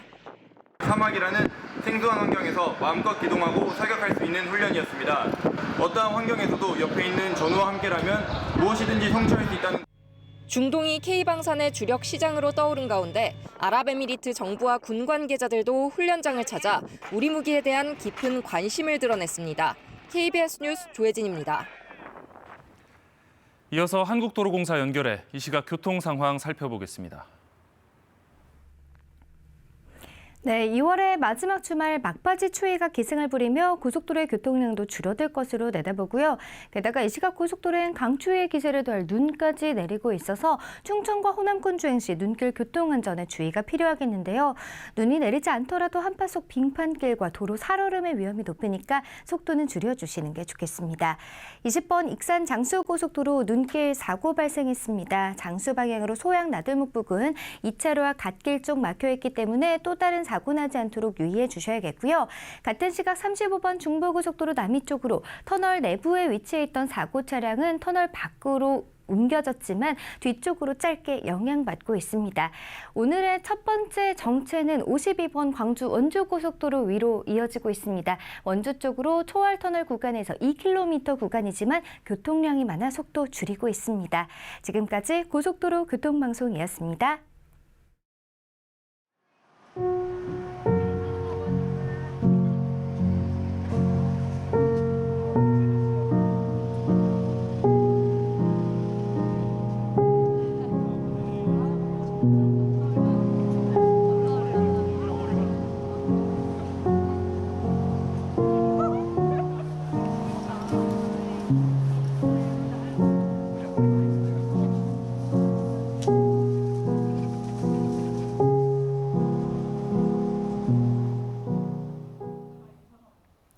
2월의 마지막 주말에도 한파는 이어집니다. 지금 경기와 강원, 충북과 경북 지역에 한파특보가 발효 중입니다. 오늘 아침 서울 기온은 영하 5.6도, 체감 온도는 영하 9도 안팎까지 떨어져 있습니다. 일요일인 내일은 서울의 아침 기온이 영하 7도까지 떨어지면서 오늘보다 더 춥겠습니다. 하늘은 대체로 맑지만 충청과 호남, 제주에는 눈 소식이 있습니다. 북서쪽에서 찬바람이 계속해서 불어오고 있는데 서해상을 지나면서 이렇게 눈구름이 만들어지고 있는 겁니다. 호남 지역과 충청, 제주에는 1cm 안팎의 눈이 더 쌓이겠고요. 제주 산지에는 1에서 5cm 정도의 눈이 예상됩니다. 대설 경보가 내려진 울릉도와 독도는 모레까지 최대 30cm 정도의 많은 눈이 내리겠습니다. 내륙 지역을 중심으로는 대기가 바짝 메말라 있습니다. 특히 동해안 지역은 건조 경보가 발효 중인데요. 정선은 산불이 발생해서 지금 진화 작업이 한창입니다. 더 이상 추가로 산불이 발생하지 않도록 꺼진 불도 다시 한번 살펴보셔야겠습니다. 현재 기온 살펴보겠습니다. 철원이 영하 11.6도까지 떨어졌고요. 대구도 영하 2.9도, 전주 영하 3.8도로 어제보다 기온이 높긴 하지만 영하권 추위가 이어지고 있습니다. 한낮에는 강릉이 6도, 철원은 1도에 머물겠고 대전 4도, 울산 6도 예상됩니다. 바람이 불면서 체감 온도는 이보다 조금 더 낮겠습니다. 바다의 물결은 먼 바다를 중심으로 최고 3.5m까지 높게 일겠습니다. 동해안에서는 높은 너울을 주의하셔야겠습니다. 다음 주 화요일부터는 점차 기온이 오르겠고요. 금요일에는 서울의 낮 기온이 12도까지 오르면서 포근하겠습니다. 날씨였습니다. 주말 아침 뉴스광장 마칩니다. 시청해주신 여러분 고맙습니다.